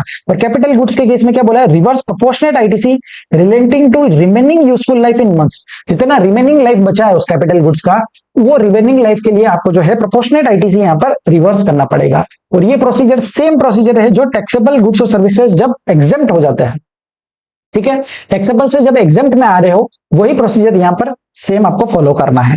एप्लीकेशन जो है आपको फाइल करनी पड़ेगी विद इन 60 डेज, ठीक है। जब कंपोजिशन से रेगुलर में आ रहे थे तो एप्लीकेशन 30 डेज के अंदर फाइल करनी थी और फॉर्म दिया था आपको जीएसटी आईटीसी 01, ठीक है। और अगर आप रेगुलर से कंपोजिशन स्कीम में आ रहे हो तो आपको विद इन 60 डेज के अंदर एप्लीकेशन फाइल करनी पड़ेगी और फॉर्म के दिया जीएसटी आईटीसी 03, ठीक है, जीएसटी आईटीसी 03 आपको फाइल करना पड़ेगा।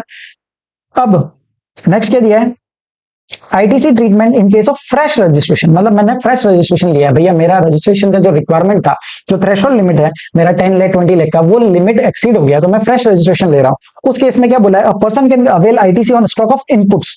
सिर्फ और सिर्फ इनपुट्स का ही आप क्रेडिट ले पाओगे, इनपुट सर्विस या कैपिटल गुड्स का आपको क्रेडिट नहीं मिलेगा, ठीक है।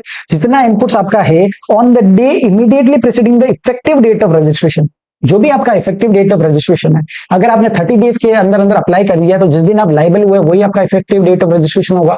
अगर 30 डेज में अप्लाई नहीं किया तो जिस दिन आपको आरसी रिसीव होता है वो आपका इफेक्टिव डेट ऑफ रजिस्ट्रेशन होगा। सो वो डेट तक आपका जितना इनपुट है उसका क्रेडिट आप ले सकते हो। ITC to be availed with in 1 year from the date of issue of invoice, same provision दिया, इनवॉइस जब इश्यू हुआ उसके 1 ईयर में आप क्रेडिट आपको ले लेना है। Now next, ITC treatment in case of sale और डिस्पोजल ऑफ कैपिटल गुड्स। ये क्या बोलता है, देखिए आप कोई भी कैपिटल गुड्स का आप सेल कर रहे हो या डिस्पोज ऑफ कर रहे हो तो उस केस में जब भी आप सेल करते हो उस टाइम पे आपको कितना टैक्स का पेमेंट करना है। तो क्या बोलता है, टैक्स ऑन ट्रांजैक्शन वैल्यू, जो भी ट्रांजैक्शन वैल्यू, मान लीजिए मैंने 1 लाख में कोई कैपिटल गुड्स खरीदा है, उसका मैंने 18,000 जो है यहाँ पर टैक्स का पेमेंट किया होगा जब मैंने खरीदा है, ठीक है। अब मैं उस गुड्स को बेच रहा हूँ 50,000 में, ठीक है, 1 लाख का गुड्स को बेच रहा हूँ 50,000 में, तो उस टाइम पे मेरे को टैक्स का पेमेंट कितना करना है, जो 50,000 पे रेट लगता है 18% का रेट के हिसाब से जितना पेमेंट यहां पर मुझे करना है, या तो बोल लीजिए टैक्स ऑन ट्रांजैक्शन वैल्यू, या फिर क्या बोला है, और ITC taken at the time of purchase minus 5% plus पर क्वार्टर और पार्ट देयरऑफ। मतलब ये जितना eight the time of purchase मैंने 18,000 का क्रेडिट लिया था उसमें से लेस करना है 5% पर क्वार्टर और पार्ट देयरऑफ। इनमें से दोनों में से जो भी विचएवर इज हायर, इतना आपको जो है टैक्स का पेमेंट करना पड़ेगा जब भी आप सेल कर रहे हो या डिस्पोज ऑफ कर रहे हो।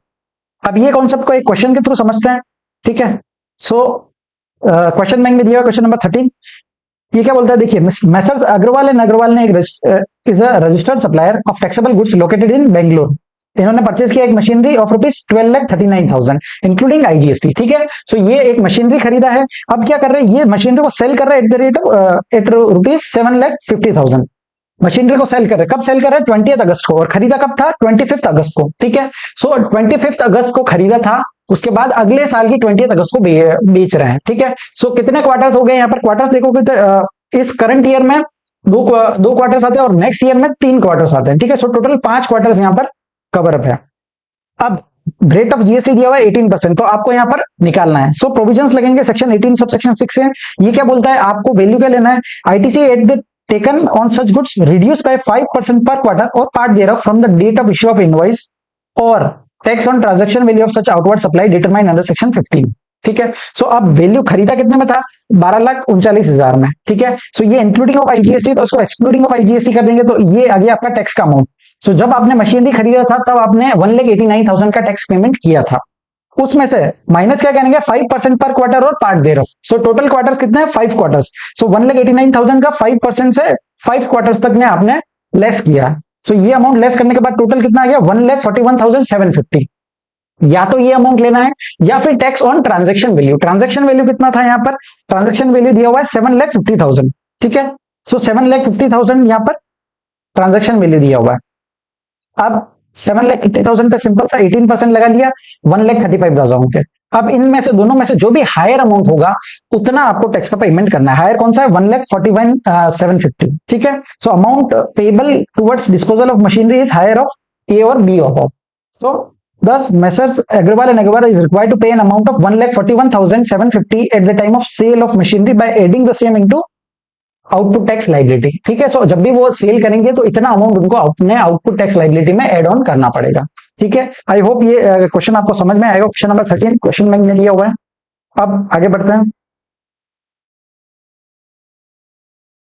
रूल 41 यहाँ पर रूल 41 बात करता है transfer of ITC on account of change in constitution registered person. अब क्या हो रहा है, रजिस्टर्ड पर्सन का कॉन्स्टिट्यूशन ही चेंज हो रहा है। जैसे कि in case of sale, merger, demerger, amalgamation, lease, transfer और change in ownership of business. मतलब जब भी ऑनरशिप ट्रांसफर हो रही है तो आप यहाँ पर क्रेडिट भी ट्रांसफर कर सकते हो, ठीक है। मान लीजिए दो कंपनी मिलकर के कोई तीसरी कंपनी बना रही है या मर्जर हो रहा है, डीमर्जर हो रहा है, तो उस केस में आप अपना क्रेडिट जो है वो यहाँ पर दूसरी कंपनी में ट्रांसफर कर सकते हो। नेक्स्ट क्या दिया है, इन केस ऑफ डीमर्जर, अगर कोई कंपनी का डीमर्जर हो रहा है तो आपको जो है आईटीसी अपोर्शन करना पड़ेगा। और अपोर्शनमेंट कैसे करोगे, in the ratio of value of asset. जितना भी वैल्यू होगा एसेट का उस हिसाब से आपको उस रेशियो में आईटीसी का यहाँ पर अपोर्शनमेंट करना रहेगा। Value of asset of the new units as specified in the demerger scheme, ठीक है। Calculation should be carried out state wise and not at the all India level. So आपको state wise calculation करना है, जितना asset का value है उस ratio में आईटीसी को डिस्ट्रीब्यूट कर देना है। अब वैल्यू ऑफ एसेट क्या होगा, तो means the value of entire asset of the business whether और not ITC has been availed thereon and to be taken as on appointment date. So चाहे आईटीसी लिया है नहीं लिया है, दोनों केस में आपको एंटायर एसेट का वैल्यू लेना है और अपॉर्शनमेंट करना है। इसका प्रोसेस क्या रहेगा, सिंपल जीएसटी पोर्टल पे जाना है, एक फॉर्म आता है जीएसटी आईटीसी 02, ये फॉर्म फिल करेगा। जो भी ट्रांसफरर होगा वो ये फॉर्म फिल करेगा और ये फॉर्म सीधा चला जाएगा ट्रांसफरी के पास। ट्रांसफरी अपने एंड पे यहाँ पर उस फॉर्म को एक्सेप्ट करेगा और जैसे ही एक्सेप्ट करेगा वो क्रेडिट जो है यहाँ पर ट्रांसफर हो जाएगा। जब भी ट्रांसफरर आईटीसी 02 फाइल कर रहे हैं उसको साथ में जो है एक सर्टिफिकेट लगाना पड़ेगा ऑफ प्रैक्टिसिंग चार्टर्ड अकाउंटेंट या फिर सीएमए, जो सर्टिफाई करके देगा वो चेंज को, ठीक है। उसके बाद ट्रांसफर यहाँ पर कॉमन पोर्टल पे एक्सेप्ट कर लेगा और जो भी अनयूटिलाइज क्रेडिट होगा वो उसके इलेक्ट्रॉनिक क्रेडिट लेजर में यहाँ पर ट्रांसफर हो जाएगा, ठीक है। सिंपल सा प्रोसेस रहता है, आईटीसी 02 आप यहाँ पर फाइल करके क्रेडिट को ट्रांसफर कर सकते हो। अब नेक्स्ट क्या दिया है, रूल 42A, ये बात करता है transfer of ITC on obtaining separate registration for multiple place of business within a state or union territory। मतलब देखिए आपने अपना सेपरेट रजिस्ट्रेशन लिया, पहले आपके पास एक ही रजिस्ट्रेशन था, अब आपने मल्टीपल रजिस्ट्रेशंस लिए, तो उस केस में आप जो आईटीसी है वो यहाँ पर ट्रांसफर कर सकते हो अपने दूसरे रजिस्ट्रेशन को, ठीक है। सो उसके लिए आपको रेशियो लेना पड़ेगा। आप आईटीसी अपोर्शन करोगे तो कौन सा रेशियो होगा, वैल्यू ऑफ एसेट का ही आपको लेना है। जितना एसेट्स का वैल्यू होगा उस हिसाब से आईटीसी को आप अपोर्शन कर सकते हो। फॉर्म कौन सा रहेगा, फॉर्म जीएसटी आईटीसी 02 और ये फाइल करना है आपको with in a period of 30 days from obtaining such separate registration. जिस दिन सेपरेट रजिस्ट्रेशन दिया उसके 30 दिन के अंदर अंदर फॉर्म आईटीसी 02A आपको फाइल करना है और आप अपना आईटीसी जो है ट्रांसफर कर सकते हो। कौन से रेशियो में ट्रांसफर होगा, तो वैल्यू ऑफ एसेट के रेशियो में आपको यहाँ पर ट्रांसफर करना रहेगा। अब नेक्स्ट आ जाता है सेक्शन नंबर 20 जो बात करता है distribution of credit by input service distributor. अब देखिए आईएसडी क्या होता है, सबसे पहले ये कॉन्सेप्ट लाया क्यों गया, ये एग्जांपल के थ्रू समझिए। ये एक हेड ऑफिस है, ठीक है, एचओ। यहां पर काफी सारी सर्विसेज है, इसकी काफी सारी ब्रांचेस है। ये मान लीजिए राजस्थान की ब्रांच है, ये गुजरात की ब्रांच हो गई, ठीक है, ये पंजाब की ब्रांच हो गई, ये वेस्ट बंगाल की ब्रांच हो गई, ठीक है। सो अलग अलग ब्रांचेस है इसकी। ब्रांचेस से जो है सारा बिजनेस यहाँ पर ऑपरेट होता है, सारे ऑपरेशंस यहाँ पर ब्रांचेस से किए जाते हैं, ठीक है। हेड ऑफिस सिर्फ यहाँ पर सपोर्ट सर्विसेज देता है और जो भी सर्विसेज अवेल करता है, यहाँ पर हेड ऑफिस ने जो भी सर्विसेज लिए, मान लीजिए सिक्योरिटी सर्विस लिया या ऑडिट का सर्विस लिया, सो वो सर्विसेज वाला क्या करेगा, इनवॉइस रेज करेगा एचओ के नाम पे, ठीक है। अब मान लीजिए हेड ऑफिस है यहाँ पर महाराष्ट्र में, तो ऑडिटर जो है वो इनवॉइस इशू करेगा और यहाँ पर महाराष्ट्र के नाम पर जो है इनवॉइस इशू किया जाएगा हेड ऑफिस के नाम पे, बट वो सर्विसेज अवेल कौन कर रहा है? अल्टीमेटली वो सर्विसेज यहाँ पर ऑडिटर जो है वो राजस्थान की ब्रांच का भी ऑडिट कर रहा है, गुजरात की ब्रांच का भी ऑडिट कर रहा है, पंजाब की ब्रांच का भी ऑडिट कर रहा है, ठीक है। सो वो सारी यूनिट्स जो है वो उन सर्विसेज को कंज्यूम कर रही है। इस केस में क्या हो रहा है, मान लीजिए अगर एचओ जो है वो कोई आउटपुट सप्लाई दे ही नहीं रहा है, तो यहाँ पर एचओ के पास बहुत सारा अक्यूमुलेटेड आईटीसी हो जाएगा, और वो आईटीसी को डिस्ट्रीब्यूट करने के लिए कॉन्सेप्ट लाया गया इनपुट सर्विस डिस्ट्रीब्यूटर का। तो इसमें क्या होता है, एचओ जो है अपना क्रेडिट जो है वो यहाँ पर पास ऑन कर सकता है, जो भी यूनिट्स उसको कंज्यूम कर रही, जो भी सर्विसेज कंज्यूम कर रही, उन सारी यूनिट्स को यहाँ पर क्रेडिट ट्रांसफर किया जा सकता है। ये सिर्फ और सिर्फ इनपुट सर्विस के लिए ही दिया गया, ठीक है। तो क्या बोलता है, ISD is an office of business which receives tax invoice for input services and distribute available ITC to other branch offices of the same business। उसी की ब्रांचेस है तो वो यहाँ पर डिस्ट्रीब्यूट कर देता है क्रेडिट, ठीक है, ताकि क्या रहता है, रेवेन्यू जो है वो सारे स्टेट्स में यहाँ पर डिस्ट्रीब्यूट हो इक्वली। अब जो भी आईएसडी होगा उसको सेपरेट रजिस्ट्रेशन लेना पड़ेगा, separate registration for ISD without any threshold limit, ठीक है, कंपलसरी रजिस्ट्रेशन रहता है। A company can have multiple ISDs, वो मल्टीपल ISDs भी रह सकते हैं for different offices like marketing division, security division, so अपने अलग अलग डिवीजन के हिसाब से वो मल्टीपल ISDs भी रख सकते हैं, ठीक है। अब मैनर ऑफ डिस्ट्रीब्यूशन क्या रहेगा, तो रूल नंबर 39 ने यहाँ पर बताया है कि आपको क्रेडिट कौन से मैनर में डिस्ट्रीब्यूट करना है। तो देखिए, the ISD has to issue an ISD invoice for distributing ITC. जो भी आईएसडी है वो इनवॉइस इशू करेगा अपने ब्रांचेस को, और वो इनवॉइस आईएसडी इनवॉइस रहेगा, and it should clearly indicate in such invoice that it is issued only for distribution of ITC. मतलब वो इशू किए गए सिर्फ और सिर्फ आईटीसी डिस्ट्रीब्यूट करने के लिए ही, वो आपको मेंशन करना पड़ेगा। नेक्स्ट कह दिया, the amount of credit distributed shall not exceed the amount of credit available. जितना आईएसडी के पास क्रेडिट अवेलेबल है उतना ही वो ट्रांसफर कर सकता है, उससे ज्यादा नहीं कर सकता, ठीक है। मान लीजिए आईएसडी के पास 10 लाख का क्रेडिट अवेलेबल है तो वो उतना ही डिस्ट्रीब्यूट कर सकता है, उससे ज्यादा डिस्ट्रीब्यूट नहीं कर सकता। Next, the ITC available for distribution in a month is to be distributed in the same month, मतलब सेम मंथ में आपको डिस्ट्रीब्यूट करना रहेगा credit. The credit of tax paid on input services attributable to a recipient of credit shall be attributed only to that recipient। ये क्या बोलता है, देखिए मान लीजिए कोई सर्विसेज है जो सिर्फ राजस्थान वाली यूनिट ने ही अवेल की, ठीक है, वो सर्विसेज सिर्फ राजस्थान यूनिट के लिए दी है, पूरा क्रेडिट आपको यहाँ पर राजस्थान यूनिट को डिस्ट्रीब्यूट कर देना है। अगर इन राजस्थान और गुजरात दोनों यूनिट्स ने यहाँ पर क्रेडिट लिया, सर्विसेज अवेल किया है, तो उस केस में इन दोनों को ही यहाँ पर ट्रांसफर किया जाएगा। जो भी व्यक्ति, जो भी यूनिट्स जो है कंज्यूम करेगी वो सर्विसेज को, उनको डिस्ट्रीब्यूट किया जाएगा आईटीसी, ठीक है। नेक्स्ट क्या दिया है, if the input service is distributed to more than one recipient, अगर मोर देन वन रेसिपिएंट है तो आपको उसको दोनों ही यूनिट्स को डिस्ट्रीब्यूट करना है। और कैसे करोगे, तो आपको रेशियो लेना, ratio of turnover of the recipient in a state और union territory to the aggregate turnover of all recipient. जितने भी रेसिपिएंट है टोटल आप ले लीजिए, और उसमें से जो भी रेसिपिएंट है उसका टर्नओवर के हिसाब से आपको प्रोपोर्शनेट कर लेना है। फॉर्मूला क्या रहेगा, तो देखिए, turnover of recipient during the relevant period divide by turnover of all recipients during the relevant period. ये आपको प्रो रेटा डिस्ट्रीब्यूशन यहाँ पर करना रहेगा आईएसडी का। नेक्स्ट क्या दिया है, ITC pertaining to input service which are common for all units is to be distributed to all the recipient। जो कॉमन है, जो सबने यूज किया था, सभी में बांट दो, ठीक है। The credit attributable to a recipient is distributed even if such recipient is unregistered or is making exempt supply। चाहे जो यूनिट है वो अनरजिस्टर्ड है या फिर एग्जाम सप्लाई कर रही, तो भी आपको डिस्ट्रीब्यूट तो यहाँ पर करना ही पड़ेगा, ठीक है। वो एलिजिबल नहीं रहेगी, लेकिन आईएसडी को यहाँ पर डिस्ट्रीब्यूट करना पड़ेगा। नेक्स्ट, आईटीसी जो है सीएसआई जीएसटी का डिस्ट्रीब्यूट करना पड़ेगा सेपरेटली, ठीक है। नेक्स्ट, जो भी डिस्ट्रीब्यूशन कर रहा है तो उसको आईएसडी का रिटर्न फाइल करना पड़ेगा। रिटर्न जाता है जीएसटीआर 6 में विद इन 13 डेज। 13 तारीख को यहाँ पर आईएसडी का रिटर्न फाइल होता है। देखिए, 11 तारीख को आप जीएसटीआर 1 फाइल करते हो, 13 तारीख को आप आईएसडी का रिटर्न फाइल करते हो जीएसटीआर 6, इसीलिए 14 तारीख को यहाँ पर जीएसटीआर 2 भी आपका ऑटो पॉपुलेट जनरेट होता है, ठीक है। सो 13 तक को आपको अपना आईएसडी रिटर्न फाइल करना पड़ेगा।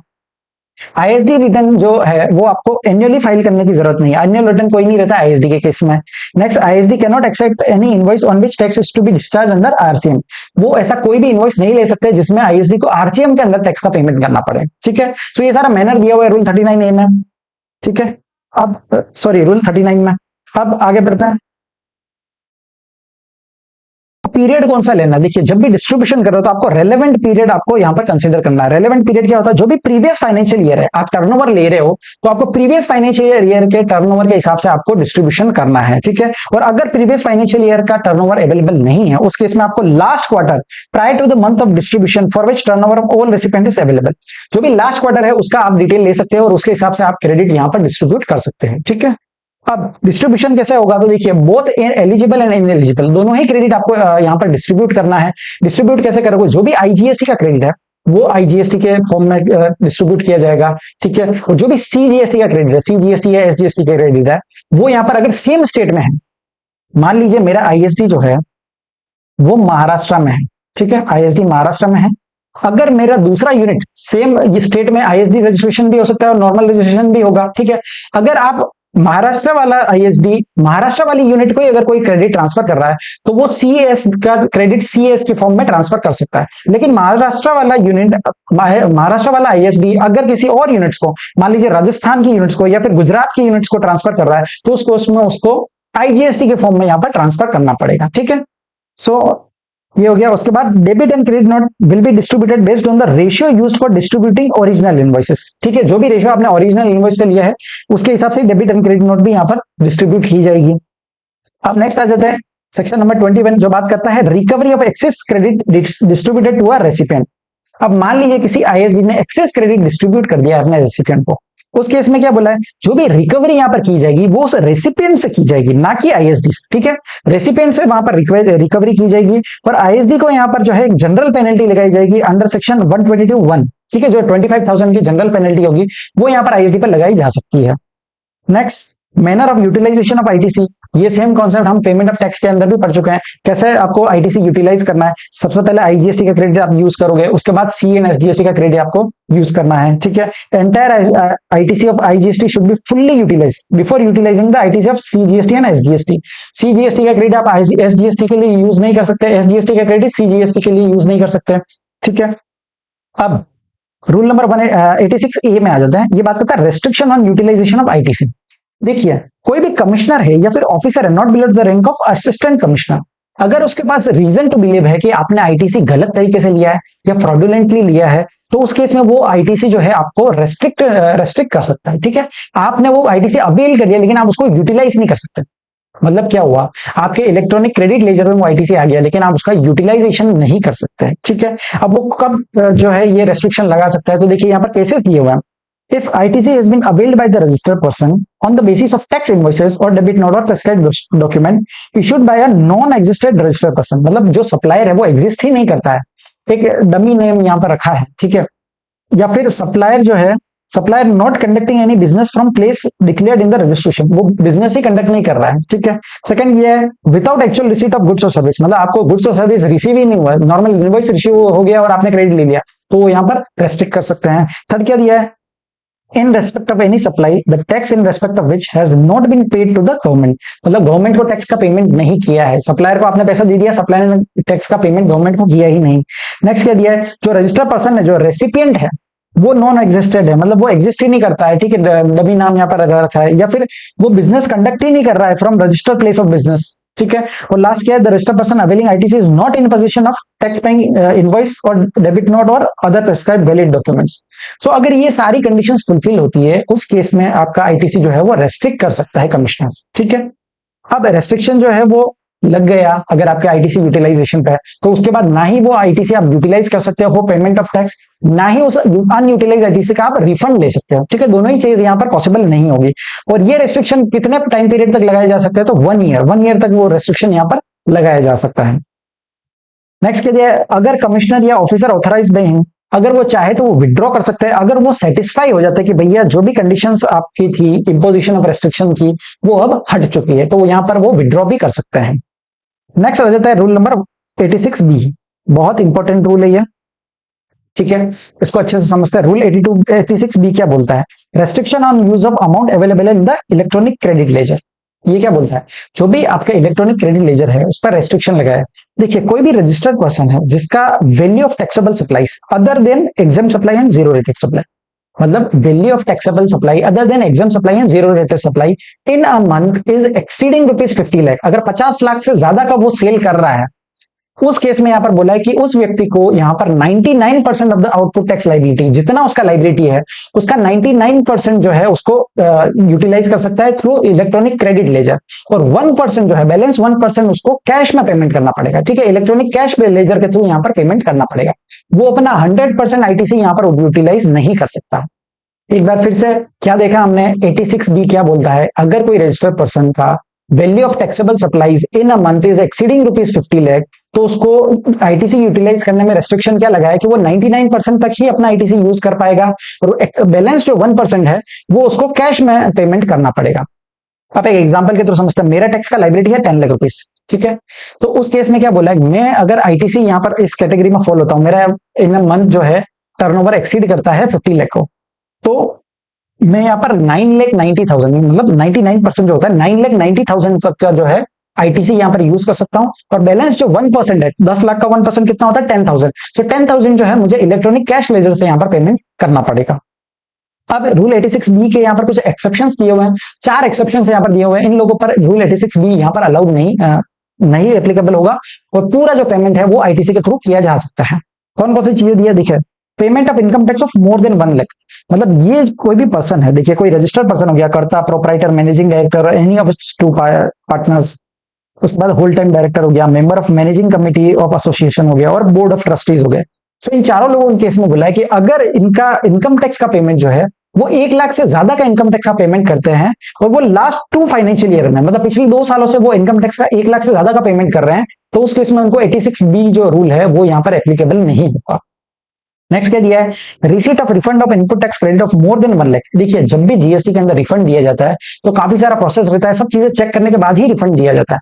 सो अगर किसी भी पर्सन को रिफंड मिला है और वो 1 लाख से ज्यादा का रिफंड अगर उसको मिला है और वो refund on account of zero rated supply हो सकता है या फिर इन्वर्टेड ड्यूटी स्ट्रक्चर की वजह से भी हो सकता है, तो उस केस में यहाँ पर रूल 86B एप्लीकेबल नहीं होगा।